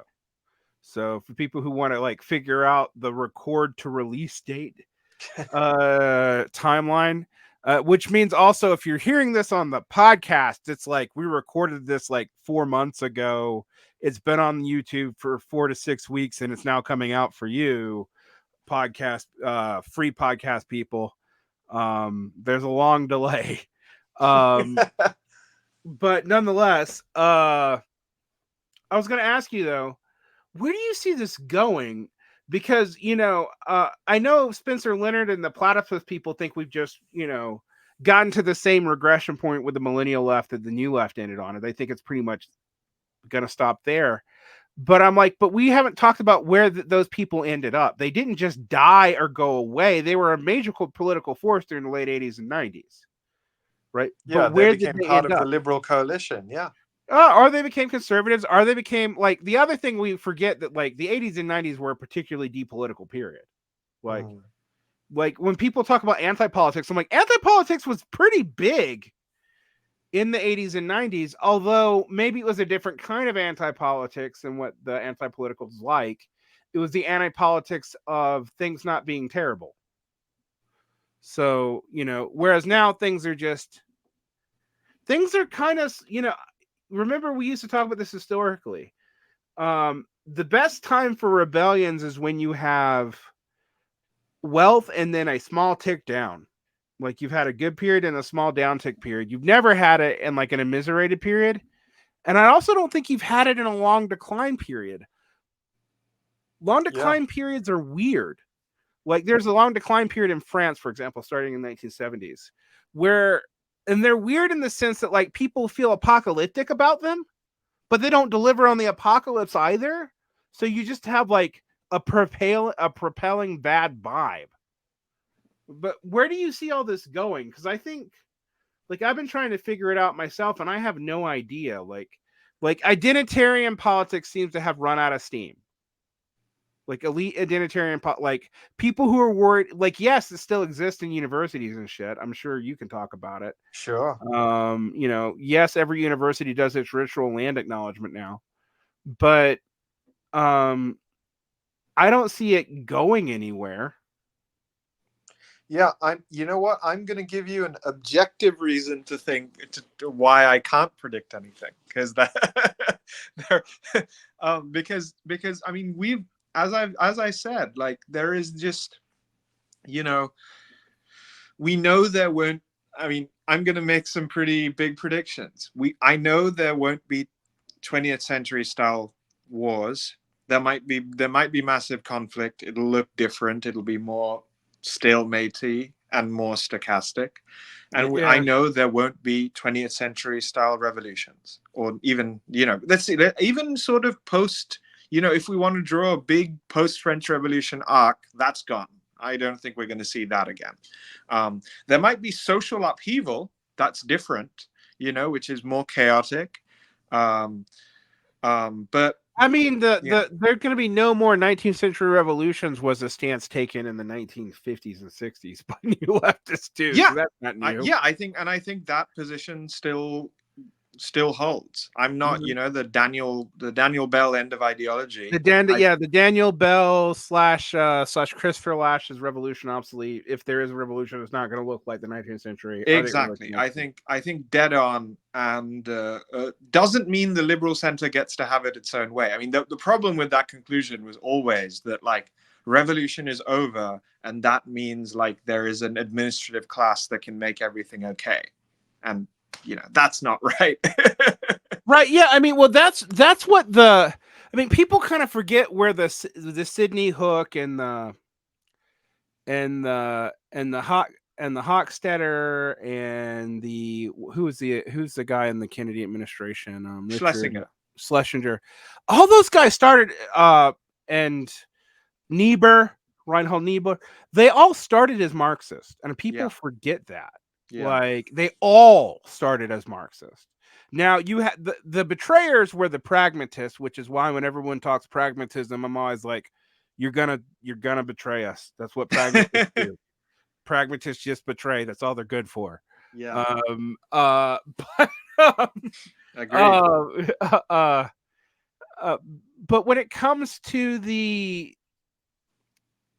I mean, it's interesting because you see these paroxysms of moralism that still kind of happen. I think right now, for example, the Gaza thing reflects the end of the aughts and the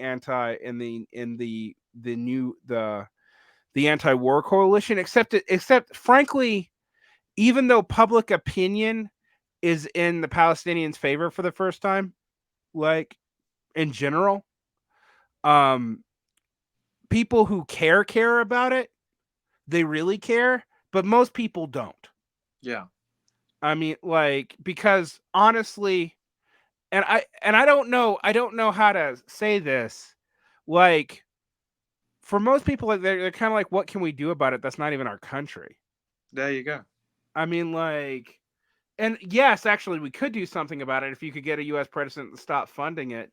But even then, I've told people, I do think that yes, Biden could call Netanyahu and end it, but I don't. But I'm not 100% certain on that, right? Yeah. Like, I mean, like there are just independent things in the Middle East, which are out of the, I mean, not out of the control of U.S. presidents, semi-independent of U.S. presidents. The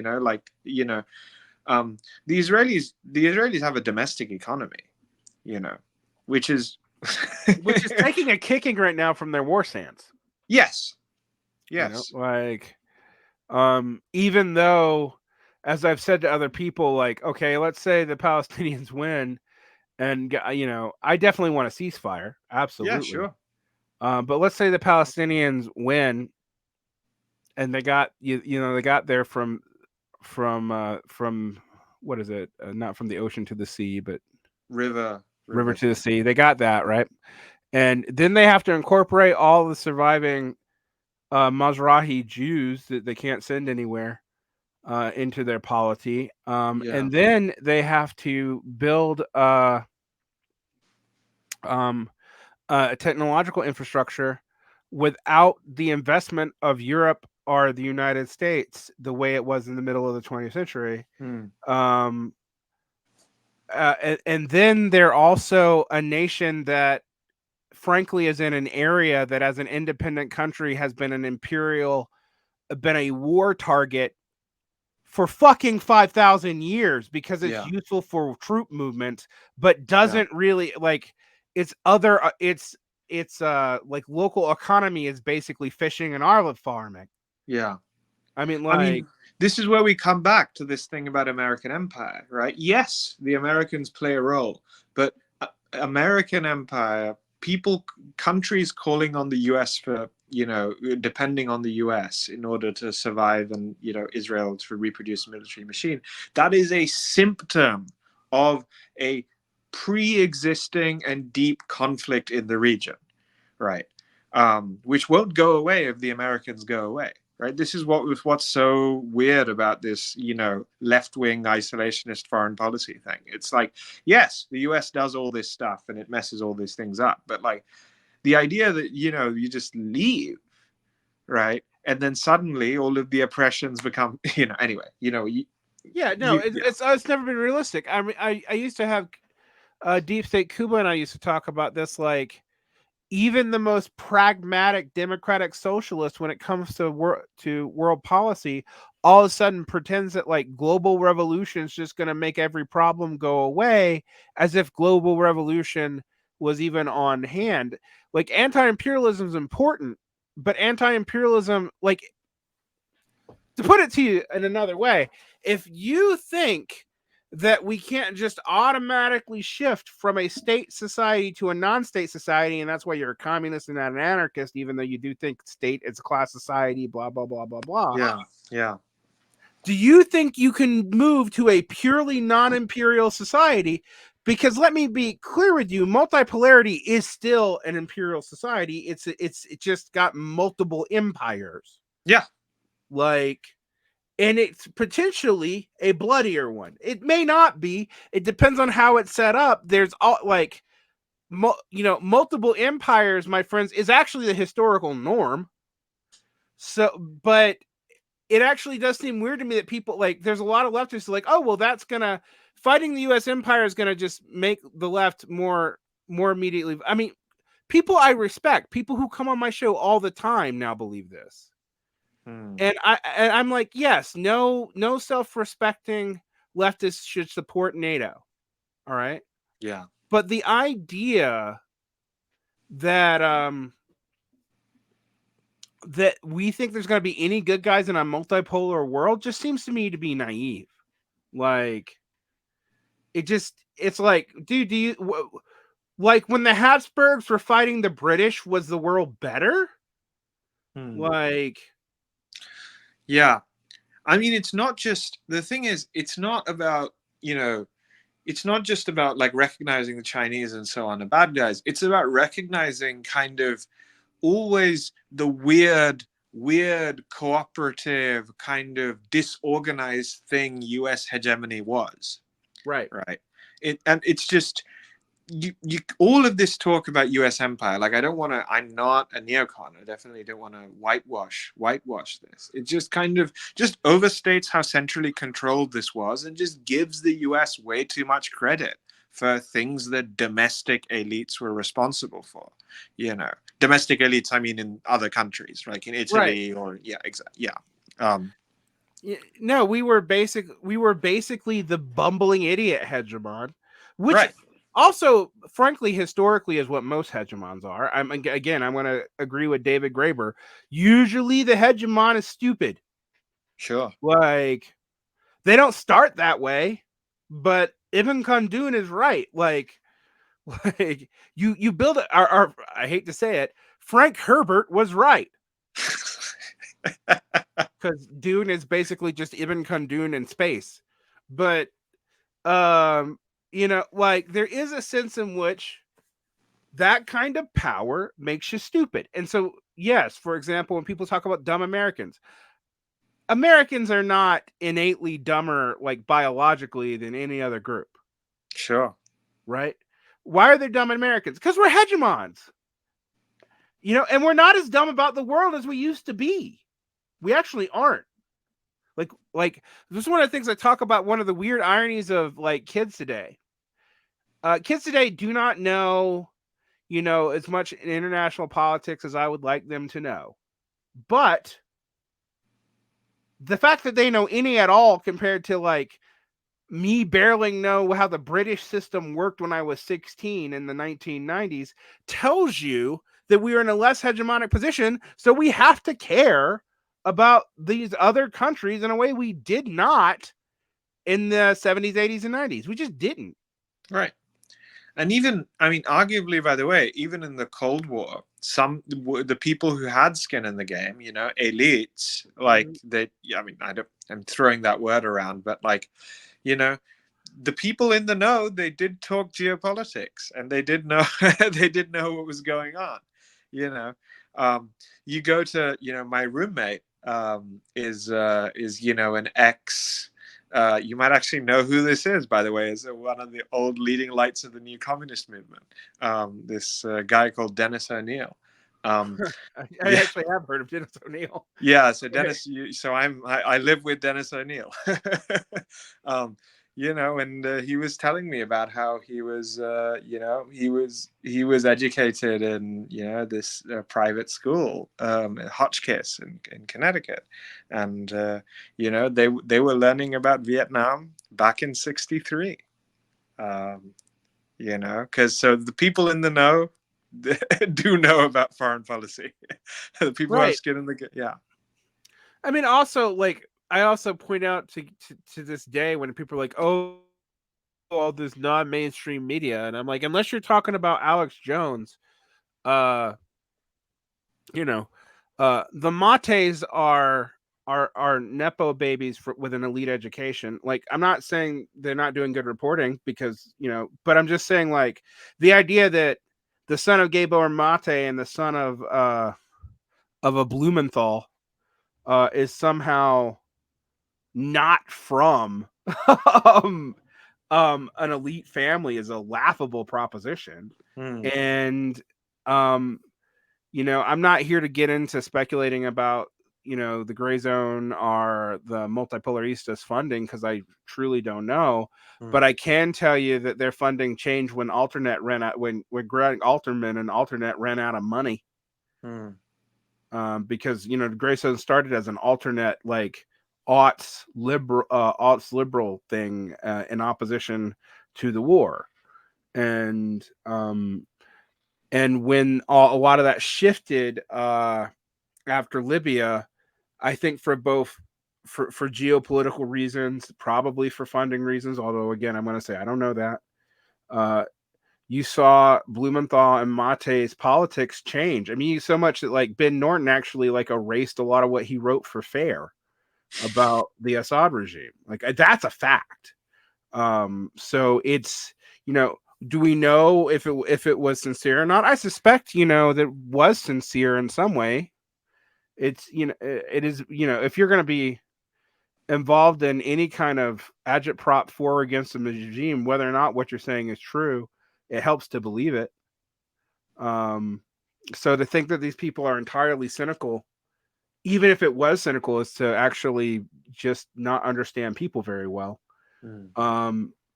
And again, I would even say, these people occasionally drop good news too. I mean, like, particularly on stuff like Israel-Palestine. But the issue at hand is like, you can't build a domestic politics out of purely foreign policy. Yeah. You can't. No one's ever done it.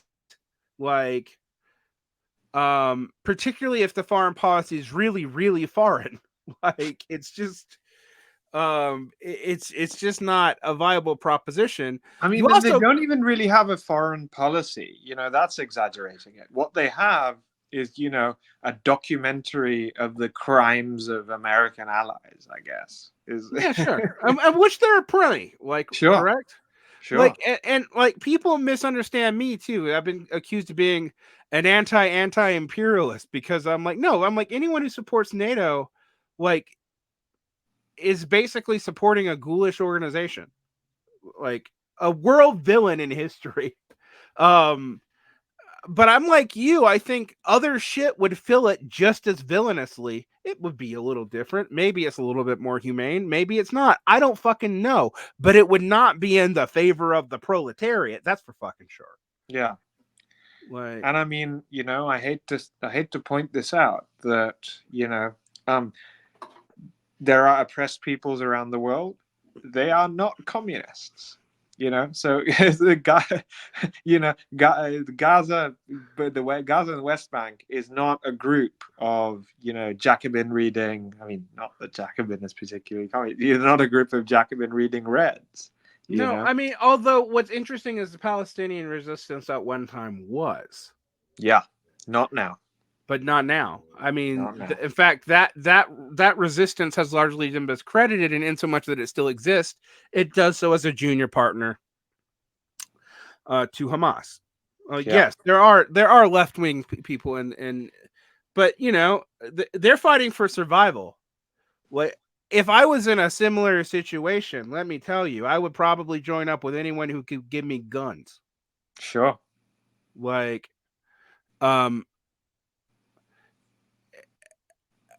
there was also a lot of there's a lot of celebration for resistance sake without looking at the long-term cost. And that sometimes bugs me. I mean, Adorno complains about this in the 1960s. It's just like, okay, so like you had this resistance, but now like triple the people are dead. What did you actually win? And I'm not here to tell people like what the equation should be. I'm definitely not here to tell Palestinians that. But maybe leftists in the West really should ask that question when they're talking about things like what is the likely outcome, and not from the standpoint of what I want, but from the standpoint of like historical analysis of war. Like, as an insurgency, yes, Hamas stands pretty good grounds as long as Israel's not trying to take territory and treating it like a territorial skirmish. The moment they treat it as a zero-sum territorial skirmish, those insurgency and counterinsurgency plays don't matter anymore. Yeah. You're dealing with raw population numbers and raw firepower. And yes, there is a way in which, and it might already be happening, where Hamas could exhaust that to the point of ceasefire. and maybe get some political prisoners back, and Hamas itself will still exist. But what does it mean for like Gazan freedom? I have no idea, but it's not likely good. Yeah. Like, and that question seems to just slip people's minds. Like, if the left is going to talk about war, we have to talk about it seriously. I felt like when we were talking about Ukraine and Russia on both sides, it was fundamentally unserious for a while. And even like I said, I made predictions that I should not have made because I I was giving all sides more credit than I should have. Oh, what did you predict? Remind me. I predicted that Zelensky would actually try to cut a deal with Russia earlier rather than later. But that it would because his appeals to NATO to actually like join NATO and stuff would never happen. No matter what Macron might say when he's having his Playboy moment, then no one actually thinks that's going to happen ever. And that maybe by acknowledging Crimea and maybe Donetsk as independent and working out some kind of deal that he could hold off any further incursion into Russian speaking parts of Ukraine. But that he would also have to immediately leave the country because his right wing would probably try to assassinate him. That's what I predicted. All right. Now, some of that stuff is actually beginning to happen now, but I predicted it way early. I did not think about like Boris Johnson trying to talk them out of, scuttling a peace deal. I did not think of Russia going back to 19th century war tactics and just pure artillery. Even though I should have, that should have been obvious to me that this was that kind of war. I did not think of the fact that Ukraine wasn't like super prolific before war. Like it wasn't like they had a lot of young people. Period. That Russia doesn't either, but Russia has more than Ukraine does just because Russia is so much fucking bigger. I did not think that. So I predicted that the sanctions would not work as expected, but that in the long run, the Russian economy would not do well, but that we might see a tick up of the war economy, briefly because you always see that in the build up to a war. Particularly a big war I think like that's that. right. I think that's right. The sanctions haven't been good, but also they haven't had the effect. They haven't had the intended effect. Right. I predicted that, but I didn't predict that like Russia might do military Keynesian style spending and try to like go on a war footing economy because they were in such denial in their internal rhetoric about the war for a long time. Like I definitely didn't predict like the Wagner group liquidating itself and that shit. Like, like I actually didn't predict Ukraine doing as well as it did in the beginning of the war either. Because I had basically said there's no way Ukraine can win this in the long term. Yeah. But I think you were also right that they don't have to win. Well, I said my thing is I thought NATO was trying to bait them into trying to take Kyiv. And if they try to take Kyiv, then you have the Afghanistan and Europe. That was what I thought the goal was. Which is a very dark thing to think about. If you want to think about like casting NATO as a villain, that we are deliberately doing a sacrifice play with Ukraine, letting them think that they're going to be sacrificed. And I was like, clearly Zelensky understands that. Yeah. I don't know. I guess I was wrong, or maybe he doesn't feel domestically trapped. I don't know. Like, or I mean, one thing here is just to say the Russians miscalculated, and they fucked up. Oh, Russia did fuck up at the beginning. The thing is, did they fuck up now? No. Well, the reason they don't have Kyiv is they fucked up. Yeah, but if they got Kyiv, then what would they have? They'd have an insurgency on their hands, and I think Putin does know that. Yeah. That's why I thought they were going to pull what they did in Georgia, just like John Mearsheimer and everybody else. Like most people on the left's like, yeah, they'll do something, but it'll be like the Georgian campaign, you know? Yeah, but Or that like, would have been. But I feel like if they'd done the Georgia thing, they wouldn't even have invaded in quite the way they did, you know. Because I think the equivalent of the Georgia thing here would have been like shenanigans and information warfare and all that kind of thing. yeah, it would have been maintaining the status quo. Yeah. And I just don't know. Like my thing is, in war, you often don't know as much as you think you do. Neither side has acted as predictably or as recklessly as possible. I mean, there were things that I said. I was like, dude, Putin's threats of nuclear war that's frankly, you don't threaten that if you mean it. If you mean it, you just do it. Like, to threaten it is actually stupid. Or if you intend to do it, like you threaten it specifically because you don't intend to do it.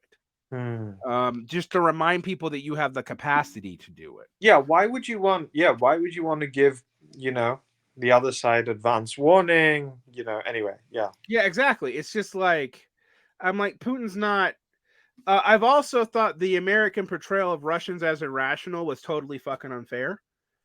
I love that. I don't know if you've seen this YouTube videos. There was this guy Sarcasmatron or whatever. He just did like a frame by frame comparison of like the U.S. and Iraq, the American domestic attitude to like Iraq before everyone turned south, and the Russian attitude to Ukraine. And I thought it was like a really nice, Vladimir Soloviev and Bill O'Reilly. Like it's a really interesting kind of frame by frame. But I also like the left's obsession with this was going to get old because there's not a clear, like, from the standpoint of the left, really, other than NATO bad, there's actually not a clear perspective for them to take. Right. Like, I mean, and if there is, it's really bad, which is the pro-Russia stuff. Right. And I predict a lot of those people are going to become, a lot of people who went that far are going to just become right wingers. Yeah. To tell me, one thing I'm really curious about is this, like, what do you call it? Reactionary international, like, Russia, Hungary, and all this kind of stuff. Like that. I mean, it just seems totally fake to me. Like, what is this idea of, like, this Orban, Putin, and Trump all holding hands? Like, what? I think it is harder for liberals to imagine that their enemies in other countries are just as rational as we are, and also domestically, than it is for them to posit that somehow Francis Yaki secretly won the Cold War after being dead for 60 years and being marginal for all of it. For those of you who don't know, that's the idea of fascist internationalism, like through Russia, as was the initial vision by Yaki. So yeah, that's a far right trope for a long time.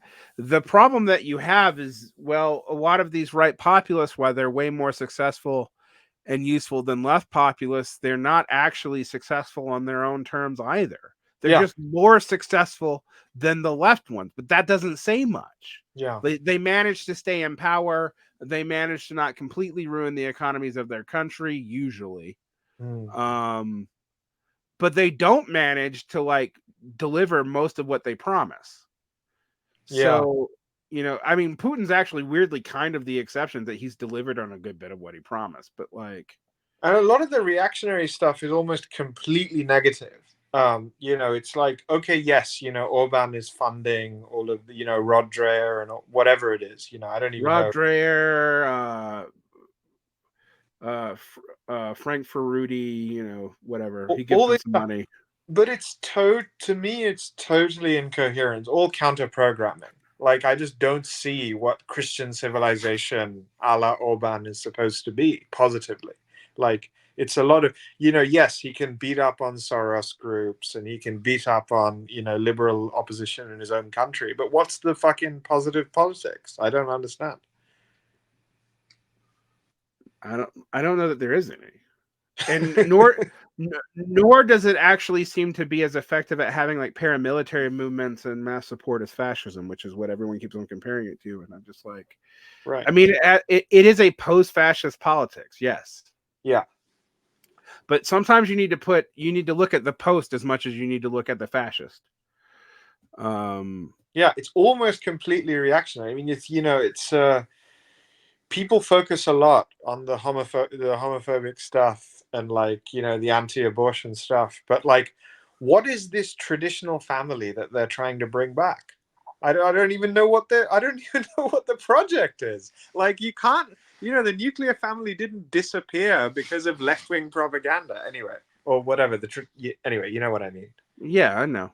I mean, it's I mean, we're gonna see the same thing get weird here as it's happened in Alabama with like them getting weirdly consistent on IVF, banning that because of embryos, but that's just gonna limit their own project in the long run. Like, right?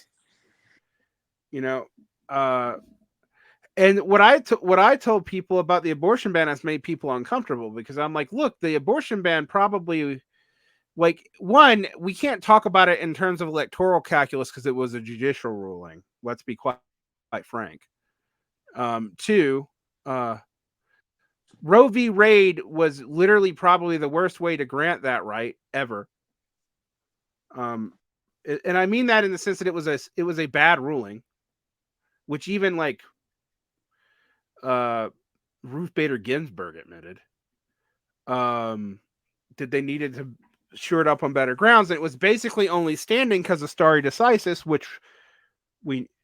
but when you start talking about like what the national GOP is going to do, I'm just like, they could ban abortion. I highly doubt it would be a ban that's like the Florida ban or the Alabama ban, though. That's not even popular in Republican circles. And yes, that would be a fucking national tragedy in a lot of ways, but also it would solidify opposition to them for a long time.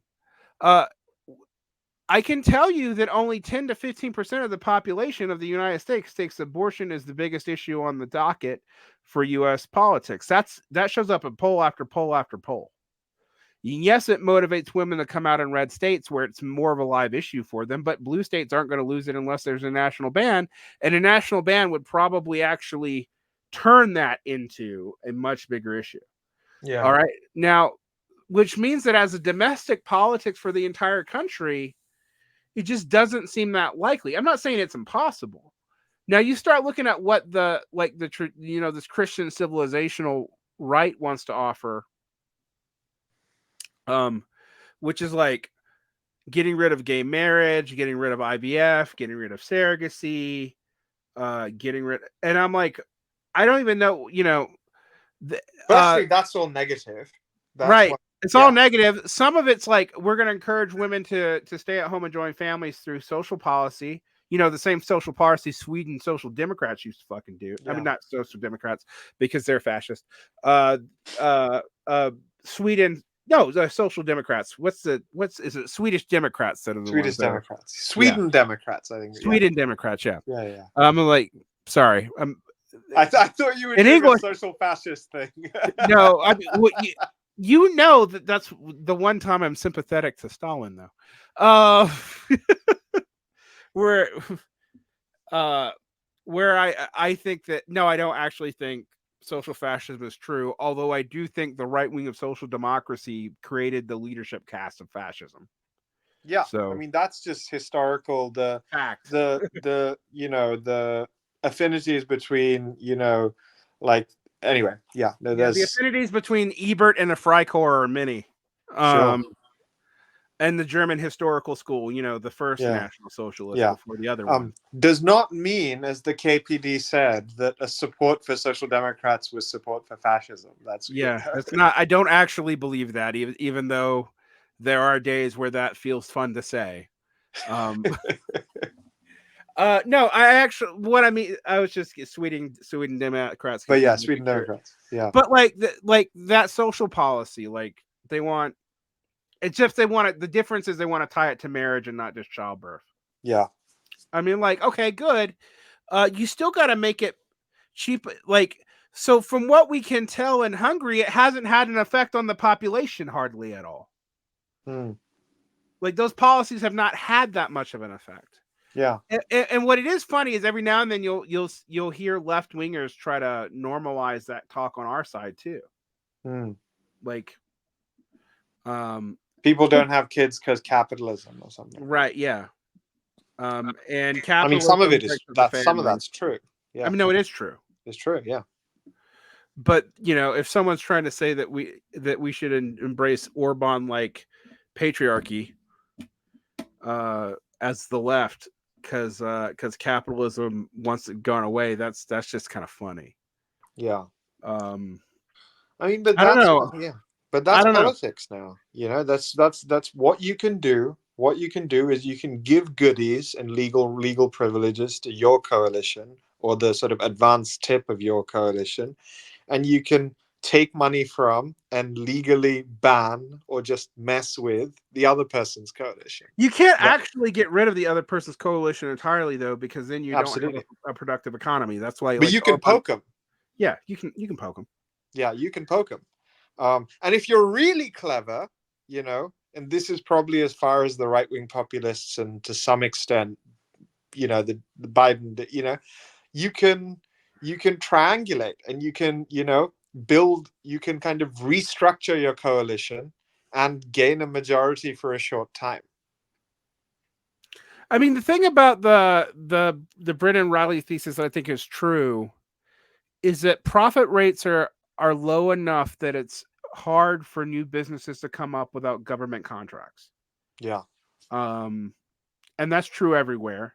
And that does mean there's like when Trump threatens Sean Fain of the UAW, that the UAW might get slammed if they endorse Biden, which Sean Fain does endorse Biden. I'm not, I like Sean Fain in a lot of ways, but I don't think that was necessarily the smartest thing to do.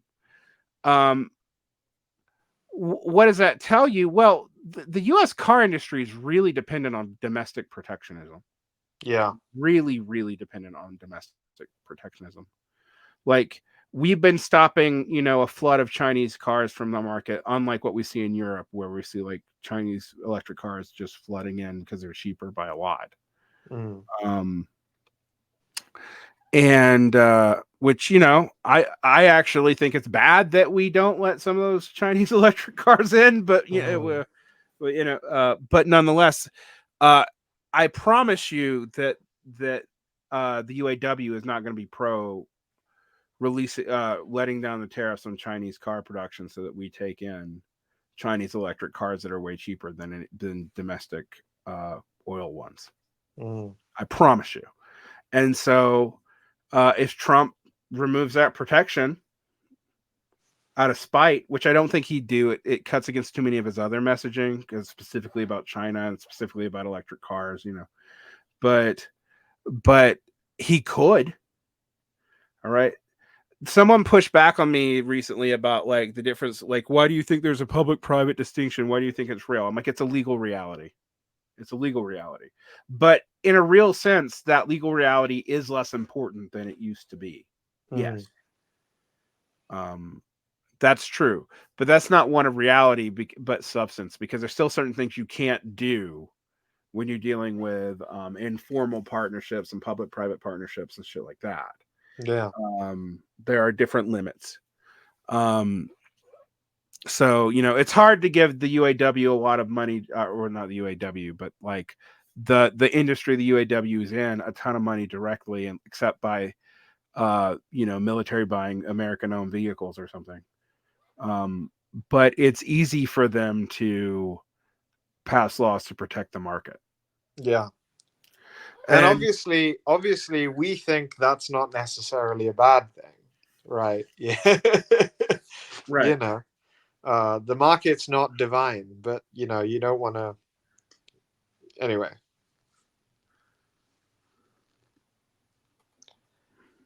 Yeah. I mean, this is the thing. You can let all the Chinese cars in, but then you have to. I don't know. This is you. You got to do something. The trouble is always with this, free trade stuff, is that like the assumption is always, either you protect or you just lose the jobs. There's never a fucking third option, you know. Anyway, not going to run that debate Yeah. through. Yeah. No, I mean, this is you protect or you lose the jobs. That's developmentalism. That's what it Yeah. is. Yeah. And everyone can kind of do it. The problem is, however, you're going to lose the jobs anyway. Mm. You're just not going to lose them as fast. This is the thing that, like, Aaron Benyev and Phil Neal have talked about. You do piggyback on prior developments, and that reduces socially necessary labor time. Mm. It does. So you just need less and less workers for the same production. Like, the U.S. could reshore at 1950s levels, and it would employ a fourth of what it originally employed.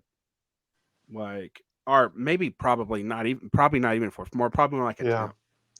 I mean, which in some objective sense doesn't have to be a disaster, but probably will be under the current mode of production. Right. I mean, that's the problem. Like, this is why I'm not a capitalist. It's because I don't think it works. Like, or at least because I don't think it works forever in the way that people think it works. Yeah. But I also find it weird for people to basically argue, that, well, Marxism's political and all this is just political will, but capitalism does or doesn't have. I don't know if they think capitalism has limits or not. Like, they seem to talk out of both ends of their mouth about that. It has. I mean, I still prefer to use the term contradictions rather than limits. Because but it can pass them around and it can shift them around. Is the problem? Yeah. Yeah, and because limits makes it sound like limits to growth, like inevitable collapse or something. You cross the limits and you're done. Yeah. That's the issue, I think. I think that's the big issue. And I know you and I are running out of theme because we've been talking about everything, but like, I mean, the issue is, I think communist politics is going to be back on the horizon, but I think, and the weird thing is, I'm inclined to disagree with the communizers about everything except for this, that communist politics may come back, but it's not going to look like, and this is actually something that Platypus says, it's not going to look like what communist politics did in the past. It just won't. And we're trying to make it do so. And in doing so, we're taking any potentiality of communism meaning anything away. So why call it, when you say communist and you're like, you mean like anti-capitalist? Like why call it communist? I mean that it is a communal form of production that is also classless. I see. So yeah, I mean, the classlessness of it is communist. I do not think the classlessness is inevitable. In fact, I think it's actually kind of unlikely. But I do think people do not like being in subordinated classes, and you cannot have classes that don't subordinate others. Like, and while in the past, sometimes common prosperity, I mean, this is another place where Marxism was right. Like, so I was reading Bakunin recently, and Bakunin thinks that humans move from unfreedom to freedom. Yeah. And Marx actually argues the opposite, kinda. He actually thinks humans move from freedom to unfreedom to more unfreedom to more unfreedom to more unfreedom to freedom. Freedom. Yeah. Right. That's the Marxist argument. Marxist argument is we started free and we can get back to being free. It's a dialectical movement. That's where you and I probably think that Marx, but there is a fundamental truth that, like, no, we didn't start in unfreedom. We didn't start suppressed. Like low surplus societies are equal. They are. And there is a truth that Marx saw that's correct. I mean, Daniel from What is Politics has talked about this. We have less of a notion of the difference between people in class stations today because we interact with more people who are fundamentally equal to us. Yes, there are high levels of inequality, but you don't deal with them on a day-to-day basis, frankly. Yeah. And that's different than in the recent past. It is more like the very, very far past. That is something that Marx actually predicted. Where Marx seems to have been wrong is that this would lead us, when we get immiserated, to rise up and overthrow our capitalist overlords by violence. Yeah. We don't seem to do that anymore. Yeah. Like, in some ways, I almost think, Alvin Guldner talks about this ambiguity in Marx, where Marx thinks the stronger capitalists get, the stronger the working class will get, but he doesn't deal with the fact that the capitalists themselves also get stronger, have more power, have more guns, have more, like, can outweight them, etc. Yeah. Even though they can't destroy the working class and they have to placate them in some ways, that they also can, if in a true war of attrition, they're in a better position. I mean, also the other possibility that you don't mention is that both sides can get weaker without any winning. Well, I think that I didn't mention, but I think that's what we're living through. Exactly. The proletariat and the bourgeoisie seem both less in power. That's why there's all these weird class theories about who's actually running everything. Right. And all these weird monetary theories, and this kind of view that governments are hermetically sealed or whatever, that's common on both the left and the right methodologically, frankly. There's no evidence for that. And there's no evidence that people in the 90s thought nation states were going away. Now they don't feel that way anymore. But there's no evidence that the nation states are actually stronger. In fact, there's a lot of evidence to the contrary, that the strong states of the early 20th century, they're weakened by their own success. There is a decadence there. And I guess what I'm saying is, like, in the reshuffling of the way class allegiance is going out, communist politics, power egalitarian, not true egalitarian politics is impossible. Yeah. But power egalitarian politics will emerge over and over again. I don't think it just emerges on the quote left as we understand it today. I do think there is an egalitarian impulse in right-wing populism, even though there's also a counter impulse that's defending the status quo in a way that contradicts that. I mean, in this sense, dialectics, as we said, is still in place, but it's not being worked out by history in any clean way at all. Yeah. Like, it just seems like a bunch of fucking contradictions that just get worse and worse and worse. Yeah. Like, dialectics, in the sense that I meant it earlier on, was this idea that, consciousness and being interact in a sort of synergistic way. There's some kind of learning process. It's like people's ideas and their material existence kind of begin to become in sync. I mean, ideally, the sort of that is the assumption of the dialectical materialism, right? But remember my first critique of Marxism, right? As a Marxist, but my first critique of Marxists was, we've never had a theory of mind that made any sense. Oh yeah. That we have both tried to have it. I mean, and this is in Marx too. Marx realizes that individuals are not their aggregate, and you can't deduce from, like, class aggregates to what an individual thinks. He realizes that. He's not stupid. Yeah. But as to why that can happen, he actually doesn't seem to have entirely worked out, because he does seem to think that the ideas of individuals are somehow fundamentally related to what is materially possible, and that's basically an economic project. Yeah. Right? Like, yeah. And I'm sort of like, I'm not sure that that's true. That's the part that I'm not sure of. That, like, I'm like, what can become popular may be limited by material, but like right now, for example, in this decadent time period, nothing positive seems possible. And it's not just in the US. I think the US is probably the worst. Maybe Europe is probably the worst, but in the US it's probably one of the worst. But it's not just in the US. So people can't imagine what a positive world-changing politics would be.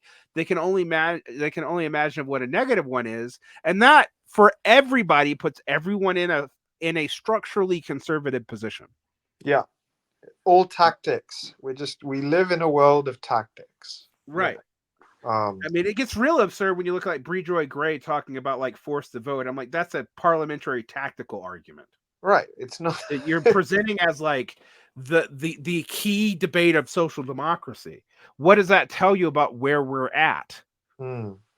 You know, even if that's right, which I don't think it would have been, but even if that was right, like the idea that if you force the vote and the Democrats change, people will just go and become free.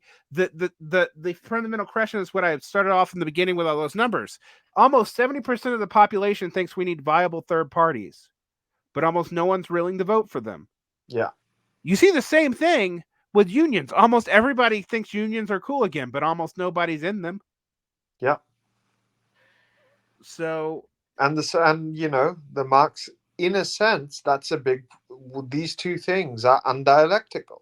Like the thought is, people respond to the material situation and do not just what's in their individual material interest, but in their class interest. and the answer is, well, I mean, the whole crisis of Marxism in the 20th century and the whole focus on consciousness was actually about that not being the case. Yeah. But that didn't resolve itself in any direction. That's the point. Like, people observed this, and then Marxism just fucking split. That's what I think happened. It's like people noticed this, and then like they kind of had a conniption about it, and didn't. Yeah. Well, I mean, the Guldner answer is Marxism split into critical Marxism and scientific Marxism because of ambiguities in Marxism, and I think, well, they split because like this is a contradiction. It's not just an ambiguity, almost dialectically, in Marxism itself that is unresolved. The entire project of the 20th century was an attempt in some ways to resolve it, and they all panned out weird. Yeah. Which is why until very recently, everyone said Marxism was disproven. Yeah. Now, a lot of what you hear as a reason for that are stupid. But when you think about this element of it, like I've had conservatives say this. Well, the conservatives say, well, the working class is supposed to come to the consciousness that you do, and they don't. And you might be Carl Bayer or some weird DSA member who's trying to argue that, state centralism is good and that's in the working class interest, even though like you can't actually have read Marx and really think that he thought that was the case. But that's been the kind of, the Democrats are the party of the working class. I mean, Carl Bayer was trying to say that with a straight face. Yeah. Wow. And it's like no one's the party of the working class, particularly if you mean the industrial working class. But even if you just mean wage earners, there's people who are parties of parts of that, but no one's a party of all of it. And they're part of coalitions. And honestly, right now, weirdly, the Democratic coalition used to be a coalition of identities and various different economic groups. Now it's a coalition of like the very poor and the upper middle class. And it's the urban of both, actually, too. It's basically an urban party. Whereas they're conservative. I think Michael Lynn's right that the conservative coalition is like petit bourgeois, rural industry, Sunbelt productive industry, etc. And the petit bourgeois elements of rural and ex-urban areas. And so, it does lead to like, yeah, if you make over $100,000 a year, you're more likely to vote Republican. But if you make over $250,000 a year, you're more likely to vote Democrat. It's just there's more people in that 200, 100,000. Particularly now that, like, if you live in a city, you as a family, you basically need almost 100K to fucking survive. Sure. You know, so it's just the way things have gone. So yeah, I don't know. Yeah. I mean, I think the thing to maybe end with is your prediction that I'm still not sure how much I want to sign up to, of like the return of communism. I don't think it's going to call itself communism. That's like, I don't like, my thing is classless politics. By that a politics which aims at a relatively power egalitarian society will try to emerge.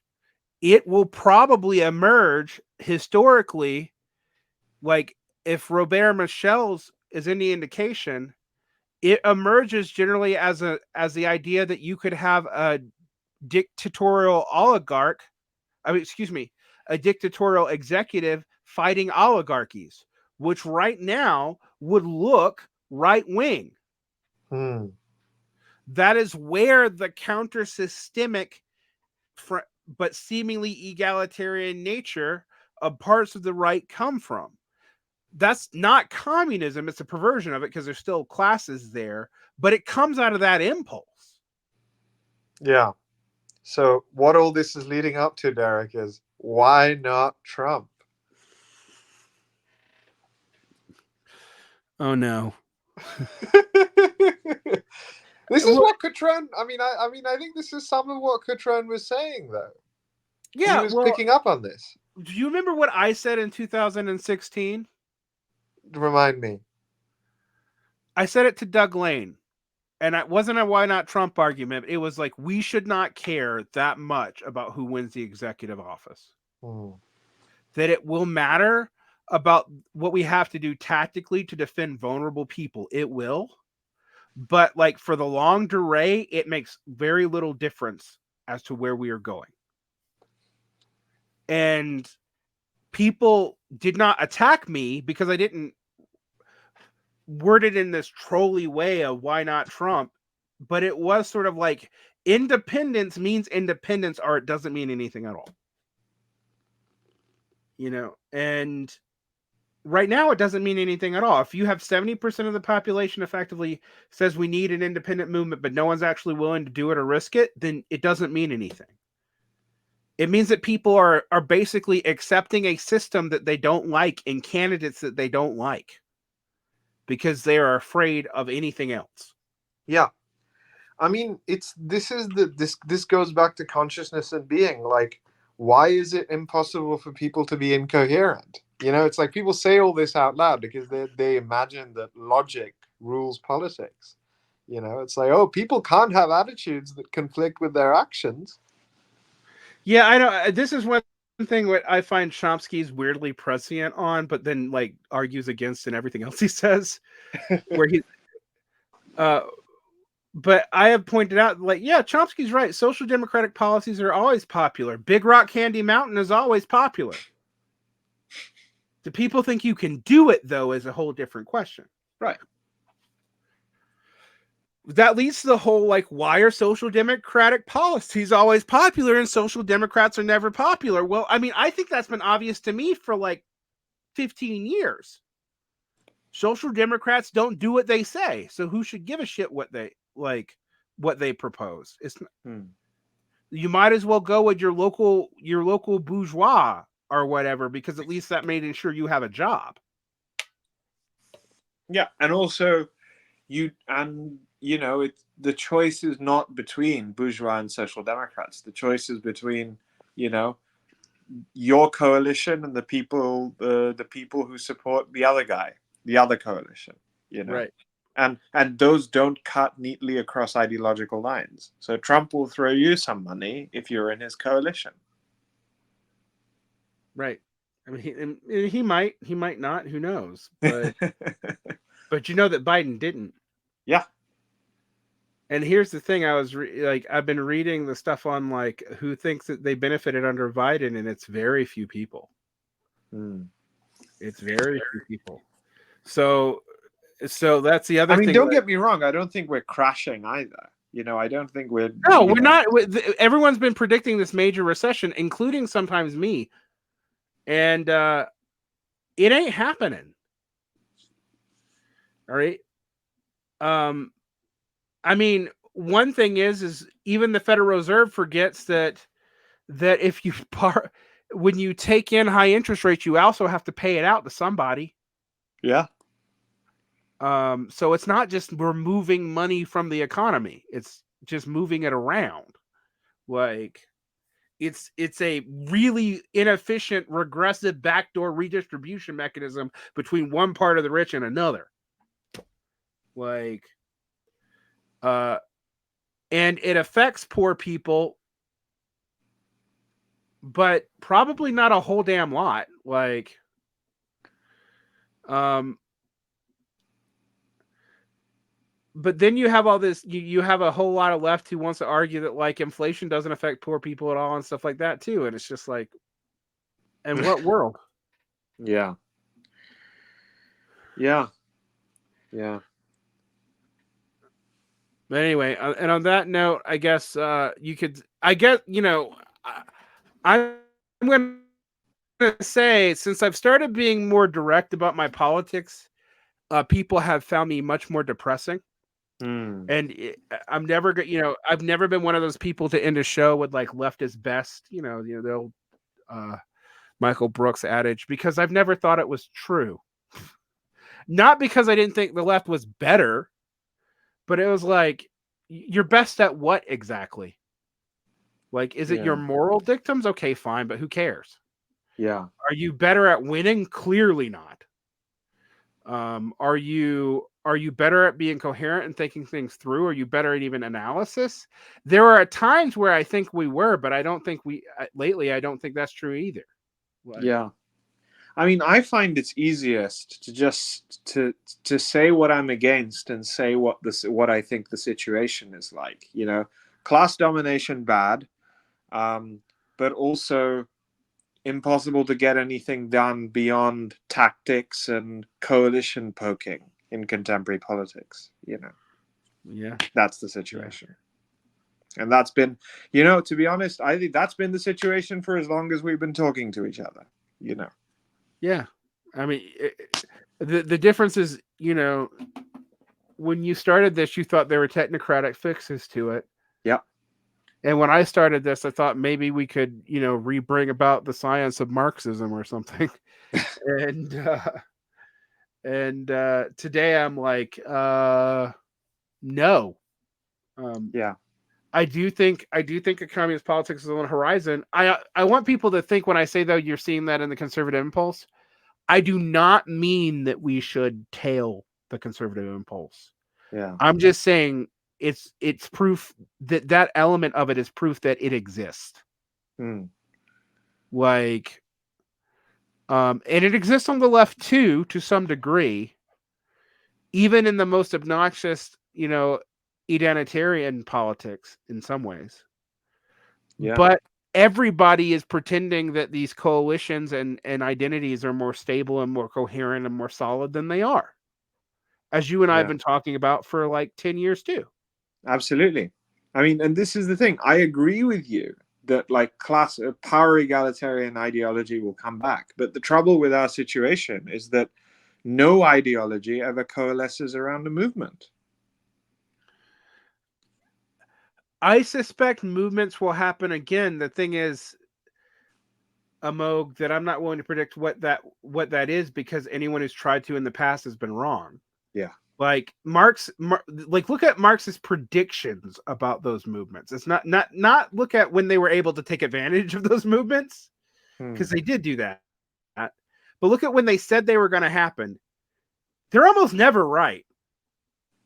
Like, that's probably going to get me in trouble. But like, when does Marx predict like the major revolution is probably going to happen? It's like 1856. Yeah. I don't know. And on that note, Amogh, I would say, where can people find your work? But they can find it here. Yeah. Is there anything you want to plug? Not really. Maybe in the Okay. future. All right.